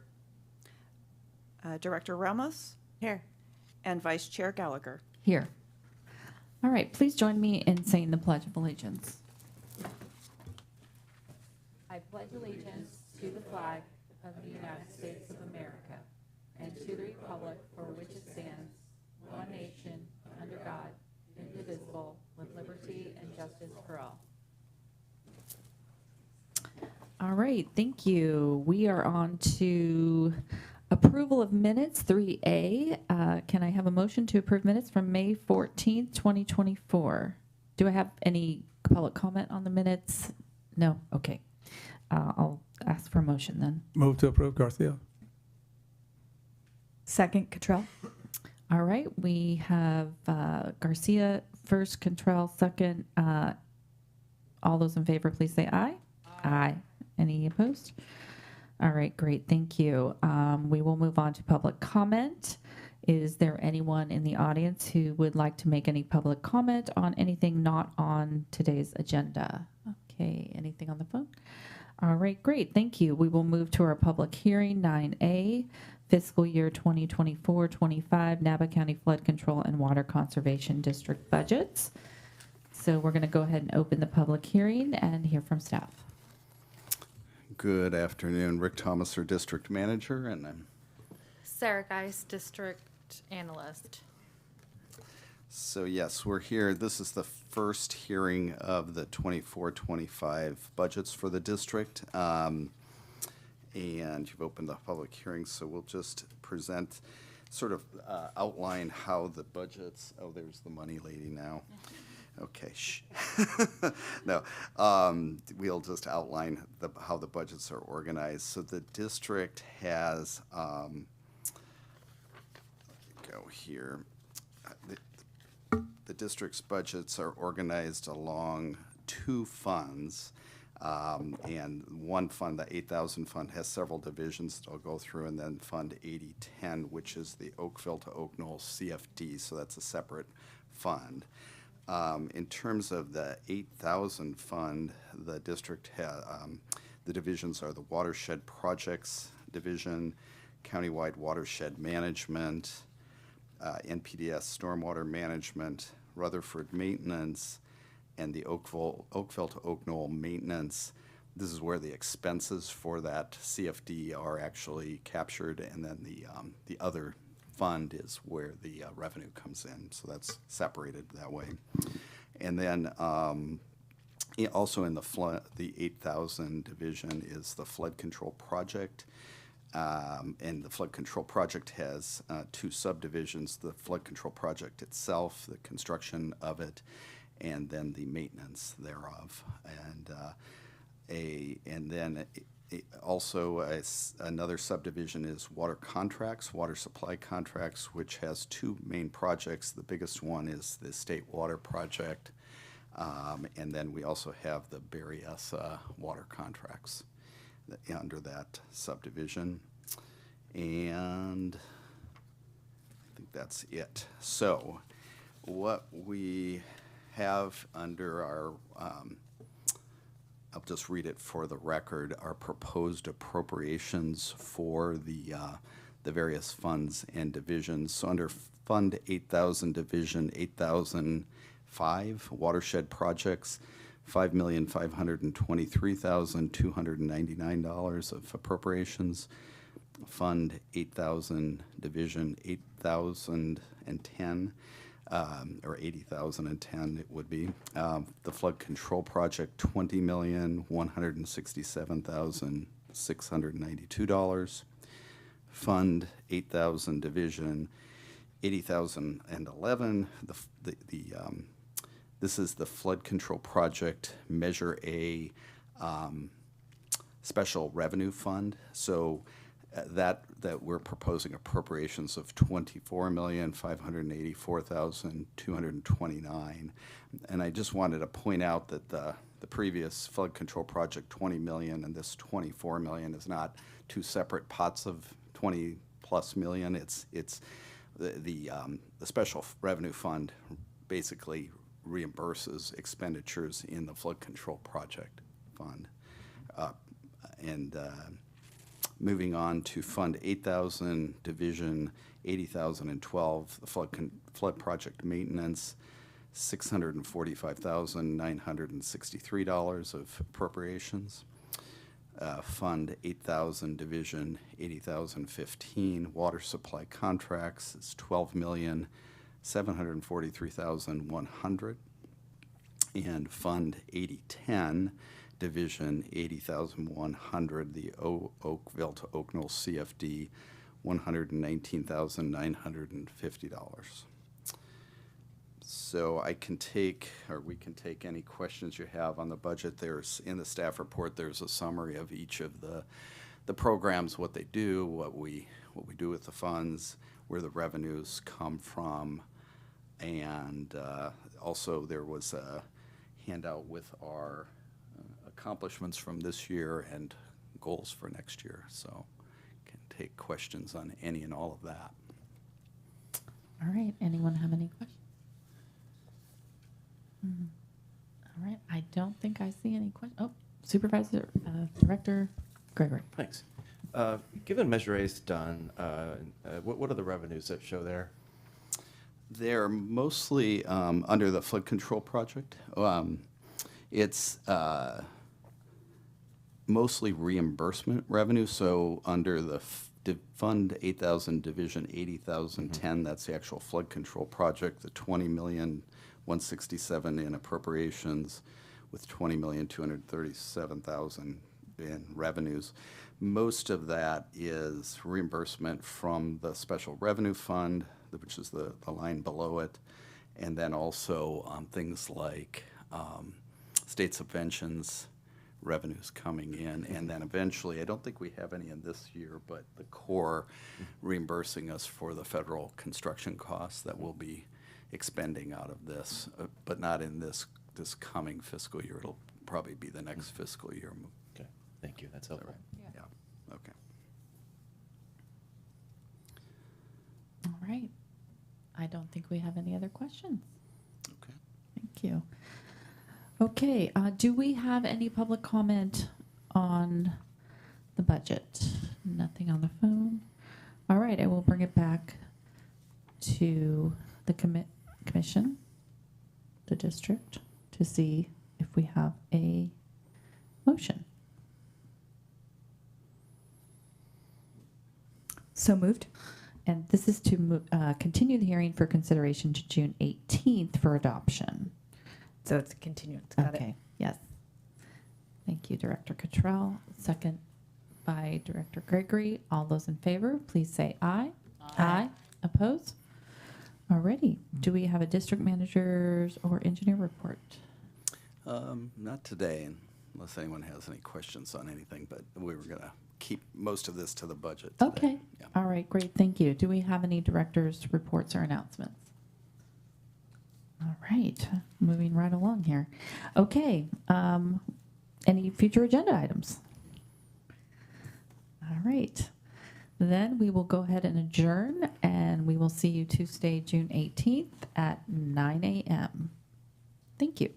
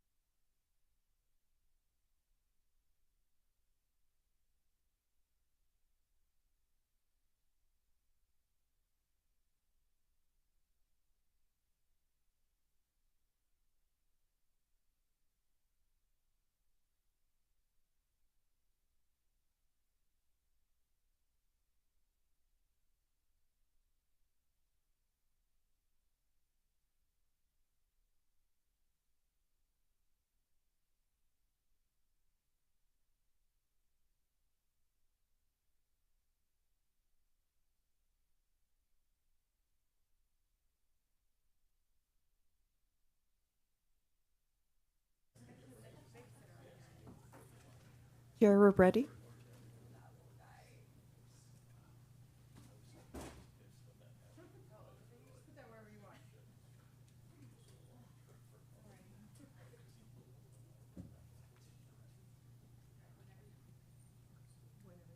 All right, thank you. Welcome back to our afternoon session. We will move to 12A. This is the public hearing for the 24-25 Napa County Groundwater Sustainability Agency budget. So we're going to open the public hearing and we will hear from staff. Great. Hi, good afternoon, Chair Gallagher and members of the board. Jasmine Elo, Management Analyst at the County Executive Office. Today's public hearing is to consider the proposed budget for Napa County Groundwater Sustainability Agency for fiscal year 24-25. The recommended budget for the NCGSA can be found on page 492 of the recommended budget book. The NCGSA is charged with sustainable management of groundwater in the Napa Valley Subbasin. Staff is requesting tentative approval of fiscal year 24-25 budget of a total appropriation of $2,508,000 and to continue the public hearing to Tuesday, June 25th, 2024 on the consent calendar. All right, thank you so much. I'm going to just check and see if we have any public comment on 12A. Anything on the phone? All right, is there anything that the board would like to discuss or any questions or comments? All right, I'm watching Supervisor Ramos page through. Okay. All right, thank you. Okay, do we have to take a motion to continue to the 25th, or I'm just doing that, right? First, we're recommending that the board close the public. Oh, yes, on I these forgot. Special districts unless there's any questions, so that we'll bring them back on consent on June 25th. And I'm doing these separately, A and B. Yes, Okay, yes. okay. Alrighty then, I will close the public hearing and we will continue and bring this back on July 25th for adoption. No, on consent calendar. Yes. And yes, you- and got on it. June. June In 25th. June. Oh, sorry. Yeah. Obviously didn't make a lot of notes here. Okay, great. All right, we will move on to 12B. I will open the public hearing for the 24-25 Napa County budget for the Housing Authority. And yeah, good afternoon Hello. again, Chair Gallagher and members of the Board of Supervisors. The Napa County Housing Authority is tasked with the operation of the farm worker housing centers. The total recommended appropriation is $2,554,000 for the fiscal year ahead. The changes are within the theme that we touched on this morning, largely in the cost of staffing, as well as rising utility and supply costs. All right, thank you. Do we have any questions or comments from the board? John, what's the page number? Sorry, the financials start on page 512. Thank you. Do we have any public comment? All right, I will go ahead and close the public hearing, and we will continue to 6:25, where we'll find this on the consent calendar.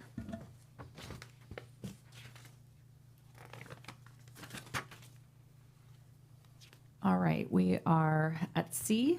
This is our, we're opening the public hearing for the 2024-25 in-home support services recommended budget.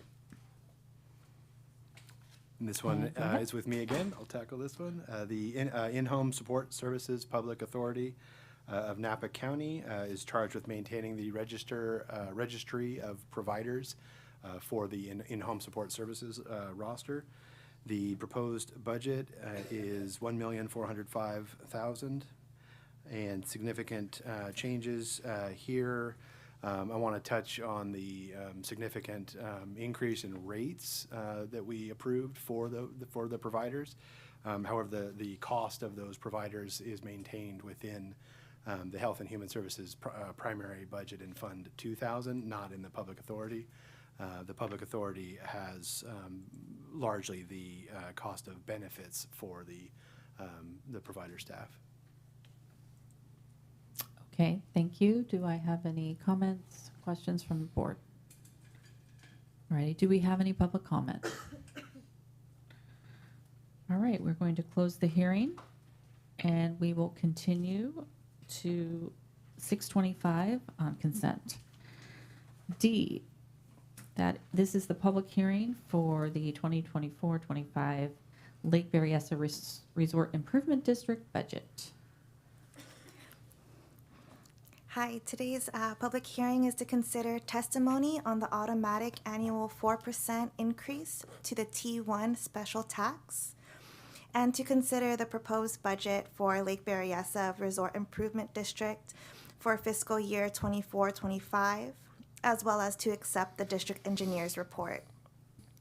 The recommended budget for Elbridge can be found on page 517 of the recommended budget book. Elbridge serves about 180 homes in the Berryessa Estates subdivision and provides water treatment and portable water distribution services and wastewater collection, treatment, and disposal services. Staff is requesting tentative approval of fiscal year 24-25 budget of a total appropriation of $1,597,674, and to continue the public hearing to June 25th. Thank you. Do we have any questions or comments? Any public comment? All right, I great. do. Yes, Supervisor Ramos? Oh, just making sure you got public comment? Oh, yeah. Okay, Okay. great. I would just, one of the things that I think would be helpful is on the narrative when we look at services and supplies on significant adjustments. I'm at 519. Are you there? On 519, you know, when we look at these large amounts, percentage-wise, it's not big. I do understand that when you look at year over year, 55,000 isn't a lot, but it's actually the biggest variance in the budget itself, right? And so you're explaining $1,500, but you're not explaining $55,000. And so that's just something that I think warrants us when we look at not just look. I know that I'm imagining that the software, you know, triggers at a certain threshold of percentage, but I think when we look at the total amount of changes, it would certainly be in our best interest to kind of explain what that amount difference is. Again, not significant, but certainly significant in total changes dollar-wise. Okay, great. Thank you for Supervisor Cottrell?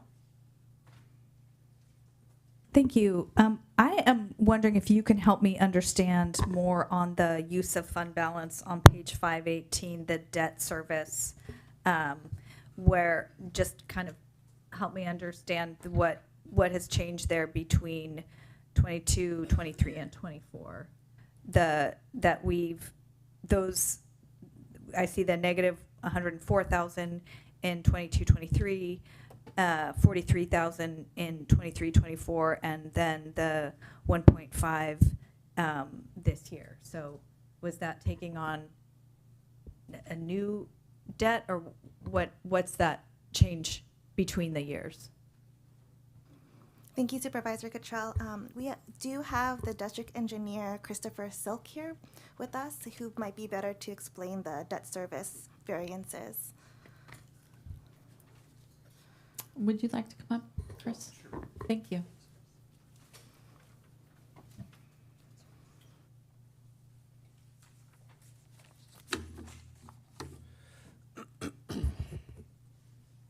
Yes. Testing. Okay, good afternoon. Chris Silk, District Engineer. So the debt service that you see in the budget detail here is attributed to the assessment that is collected on behalf of an outstanding loan that the district has from its history. Okay, so the amortization schedule of the payback of that note may vary year to year. Okay, and hence that is why you would see the variance. There has been no new issuance of debt for the district. Okay, thank you. And so I guess I was just expecting that it would be some, if there's an amortization of the note, that it would be somehow, Uniform? yeah, or Okay. some. Right. No, I would have to go back and look at what our bond counsel had prepared to give you more definitive detail as to why there would be this level of variance. But again, this is solely related to that single debt issuance and the consolidation of debt that the auditor's office took on about 7 years ago, 7 years ago. Got it. Thank you. Thank you. I think we're good. Okay, Thank you. Thank you so much. Okay. All right. And I think I did already ask for public comment. We will then go ahead and close the hearing and continue to 6:25, and this will be on consent. Thank you. Okay, we're moving to E. This is the 24-25 Monticello Public Cemetery District budget. And we'll hear from staff. The recommended budget for the Monticello Public Cemetery can be found on page 305 of the recommended budget book. This district was established in 1956 to operate and maintain the Monticello Public Cemetery. Staff is requesting tentative approval of fiscal year 24-25 budget of a total appropriation of $55,748 for cemetery operations and $9,400 for the endowment fund, and to continue the public hearing to June 25th. 505. 505, I think the page number is? Oh. Okay, thank you. All right, any other questions from the board? Comments?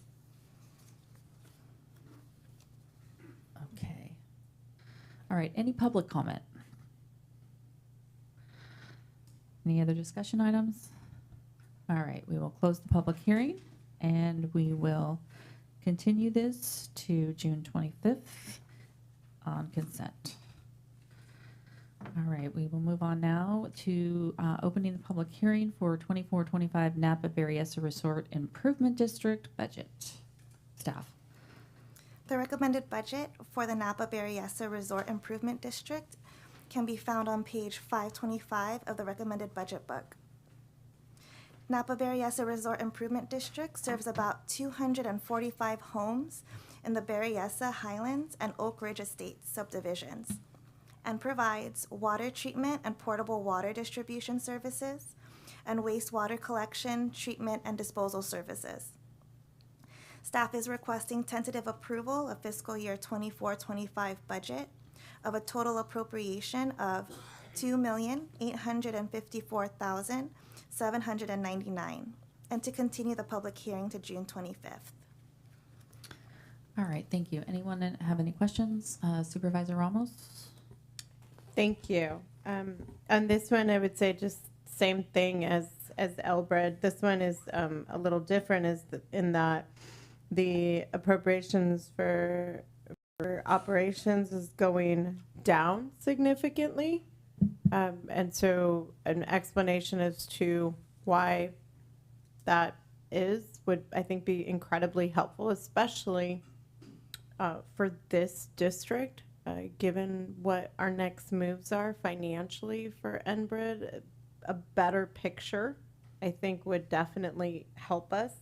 I also think in explaining to when we look at the use of fund balance section, again, same thing, that narrative of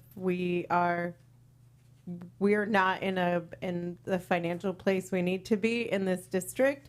And there is no narrative that truly explains that when it comes to this under the significant adjustments. It just talks about increases in revenue expenses due to loan repayments, but I think we really need to we need to explain that. I do like the inclusion of the on page 528. I'll just say the loans where it says that we're at loan number 7.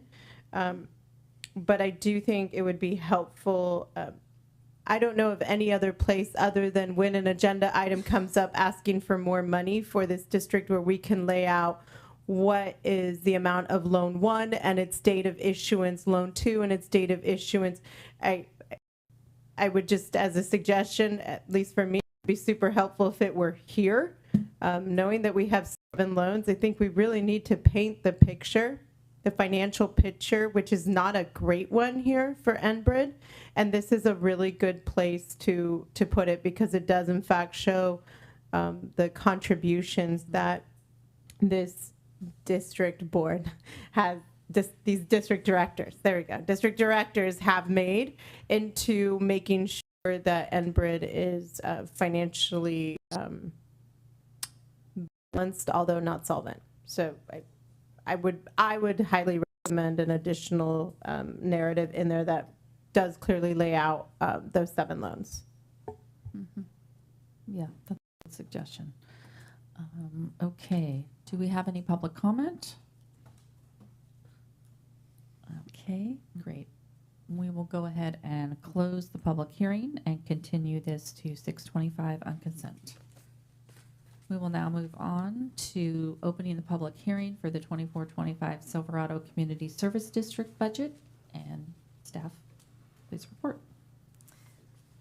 Today's public hearing is to consider the proposed budget for Silverado Community Services District for fiscal year 24-25. The recommended budget for Silverado Community Services can be found on page 501 of the recommended budget book. The purpose of the district is to provide urban-type services to the subdivisions within the area, such as street lighting, street sweeping, landscape and sidewalk maintenance, and administrative services. Staff is requesting tentative approval of fiscal year 24-25 budget of a total appropriation of $221,314, and to continue the public hearing to June 25th. All right, thank you. Do I have any questions or comments?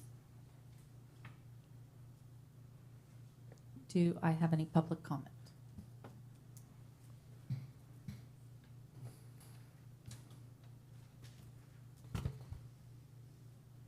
Board members, you ready? You okay? Okay, we're going to close the public hearing and we will continue this item to 6:25 on consent. Okay.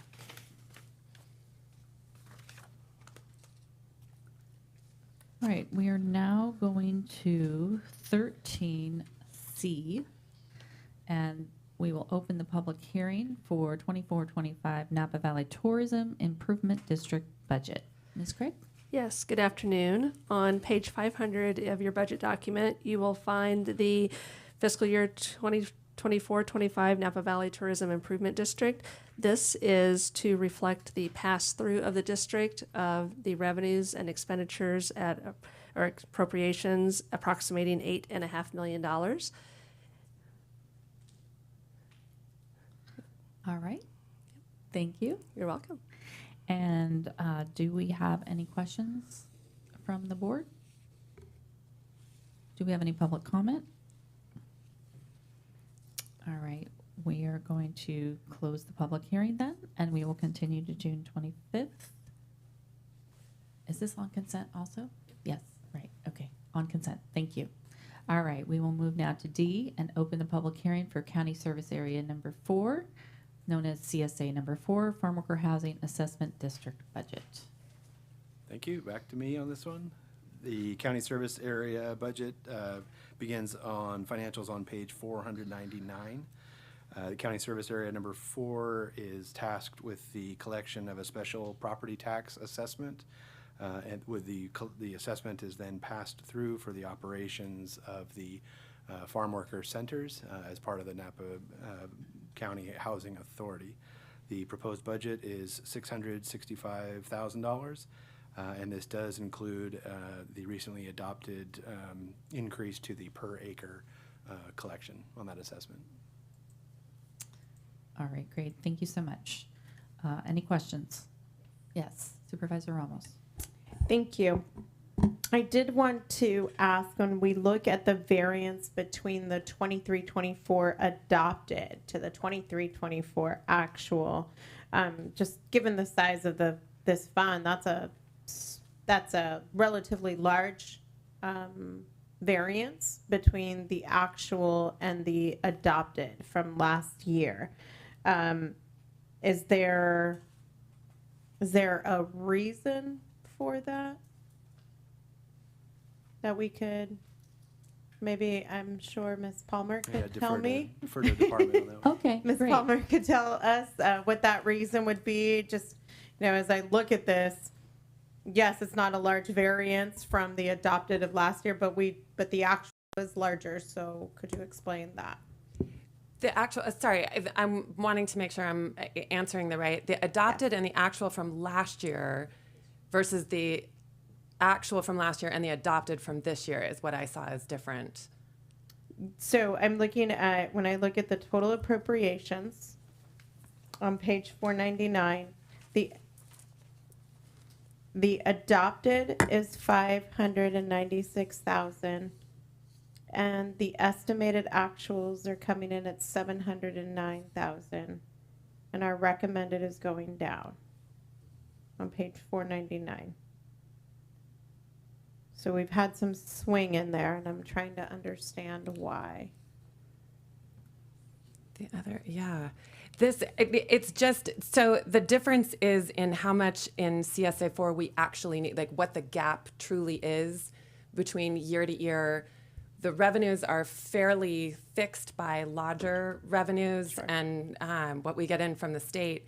And when costs go up, and maybe lodger rentals went down a little bit, CSA4 is what we use to fill the gap. So in the event that we've needed to do certain capital improvement projects, we've come back to the board to seek additional appropriation using CSA4 fund balance. And I believe, didn't we, is this the one where we had a washing machine? We purchased washing machines, though that was largely through a donation, but we had an HVAC unit replacement Okay. at the Calistoga Center that was to the tune of several $100,000, some of which was donation, some of which was CSA4. Certainly. So the way I really kind of view CSA4 is we strive to do our best to make the ins match the outs. Exactly. And to, while we understand it is not an enterprise fund, we're going to support this because it meets a need in our community, and it's housing, which is just a vulnerable population safety net. But as I view this, I think it would be really helpful in the narrative for us to continue to look at this as an enterprise fund, and to say, if the ins aren't matching the outs, where was that anomaly from?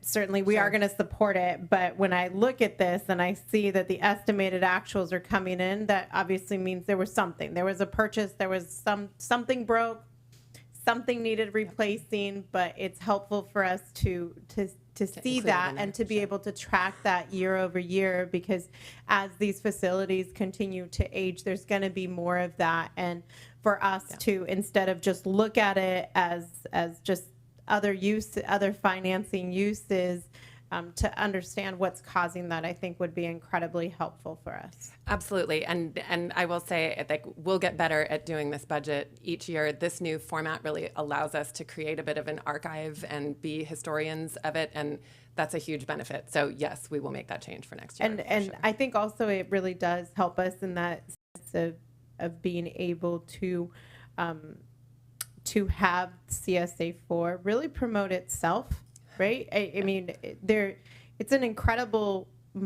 financing model that we utilize between between planted acreage assessment and also the lodgers, and it makes it far easier for us to be able to go to the state when we need some backfill to say, look at this amazing model that we have and that nobody really else, we can say we did it first.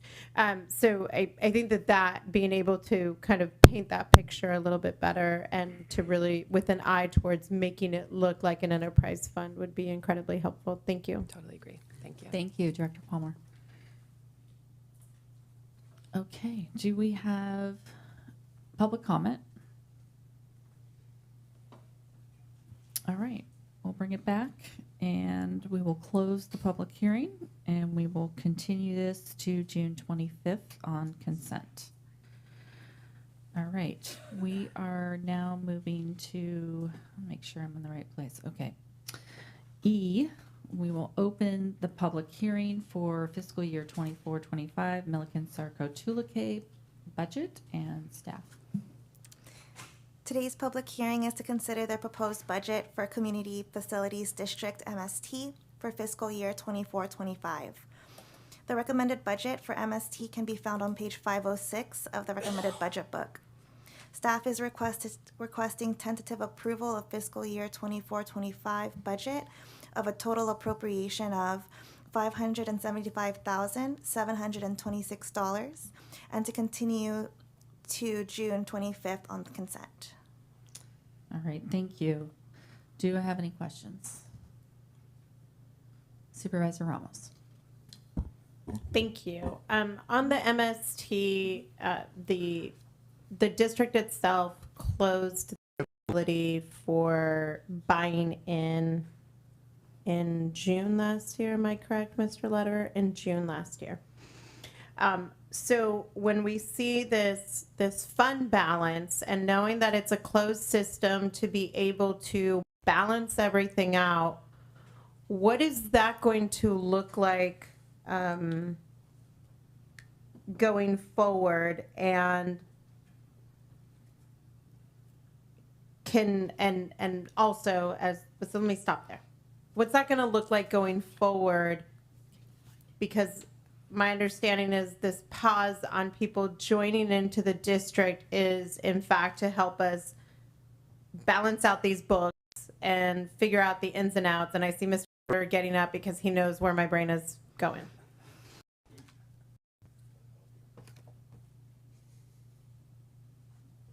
Thank you, Mr. Lederer.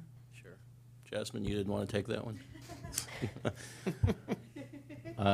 Steve Lederer, Public Works Director. Thank you, Supervisor Ramos, other members of the board. So just by way of history, the MST recycled water pipeline was constructed in the early parts of the 20-teens, if you will, and it was done by getting a certain number of voluntary property owners out there to agree they wanted water to their property. We took out, we had a number of grants, but for what we didn't have a grant for, we took out a loan to construct the project, which was done and has been really wildly successful. And the loan was to be paid back by this Community Facilities District, this CFD. So, so the original property owners were assessed a certain amount of money based on the size of their property and how much water they were going to be taking for a 20-year loan, which started, I believe, in 2013, so would have been paid off in 2033. As it happened, we got many more people ultimately to join than we had planned on, so there were more people paying into the CFD than the original plan. So instead of taking it out to 2033, we're actually going to be able to pay in 2028. We're going to be able to retire the loan 5 years early. But in order to do that, at a certain point, we had to cut off new people coming in because it's a complicated process of some people have paid in now more than they needed to because they had a high assessment at the beginning when there were a limited number of people, and then other people joined, and everybody joined at different times. So at a certain point, we had to cut it off and just say stop so we could do all the accounting and get the payoff lined up for 2028. So that's where we are. After 2028, if somebody wants to join, they're actually, the loan will be all paid off, so there won't be any CFD. New people will simply be able to join simply by contacting Napa Sanitation District that owns and operates the pipeline. There'll be a connection charge, but it won't be a CFD. They won't be basically paying for the pipeline. The pipeline itself will have already been paid for. So once we get done paying off, then if more people want to join, they'll be able to do so actually in a simpler manner. So so is it correct to say that we can anticipate the closure of this fund at the payoff of the loan in 2028? Correct. This CFD will cease to have a purpose once the loan is paid. And when we look at the revenues, they've decreased. Obviously, we're not getting new people in. Some people have pretty much fully paid out what would be their corresponding share to be part of the CFD. And so we do have fund balance. There's still going to be trickling in some payments. Is that correct? That's going to be able to satisfy the remainder of this? That's correct. Some people chose to pay off their entire nut, if you will, very first. So they're done. We're not getting money from them, but we already got all their money. There are other people who signed up essentially for a payment plan, paying over time. And so money will continue to dribble in from fewer and fewer people, but will continue to dribble in until 28, and then the last payment will be made. Great. Thank you. You bet. Thank you. Do we have any public comment? All right, we will go ahead and close the public hearing, and we will continue this to June 25th on consent. All right, for F, we're going to be taking this in two parts. First, the assessment and then the budget. So this is for 24-25 County Service Area number 3, CSA 3. So we are going to start with the assessment and do that first. Thank you, staff. Thank you. So first, the first public hearing is to consider testimony on the fiscal year 24-25 assessment of $143,312 and to adopt a resolution authorizing and levying the assessment. Okay. Do I have any questions? Do I have any public comment? Okay. We are going to bring this back and close the public hearing, and I would like a motion to adopt the resolution to authorize and levy the assessment. So moved. All right, moved by Gregory.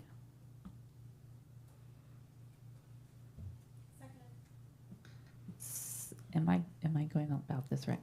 Seconded by Ramos. All those in favor? Aye. Aye. All right. All right, now we will do the recommended budget, and that's what we will end up continuing. So we will now move to the budget, and staff, please. For the first public hearing, will that need to be closed, council? I thought she already closed it, Okay. but. Yeah, I yes. closed the assessment one. Okay, thank Yeah. you. Yeah, and we now are opening the budget. Thank you. Okay. This public hearing is to consider testimony on the proposed budget for CSA 3 for fiscal year 24-25. The recommended budget can be found on page 495 of the recommended budget book. CSA 3 is located in the Napa County Airport Industrial Area and provides median landscaping, street and highway lighting, and street sweeping services in the area.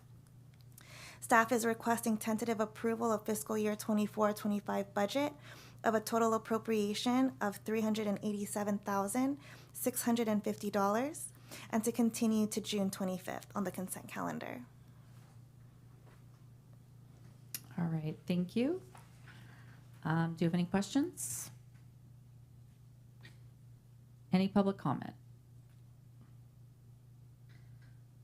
All right, I will close the public hearing, and we will go ahead and continue the recommended budget to June 25th on consent. Oh, I think we are done.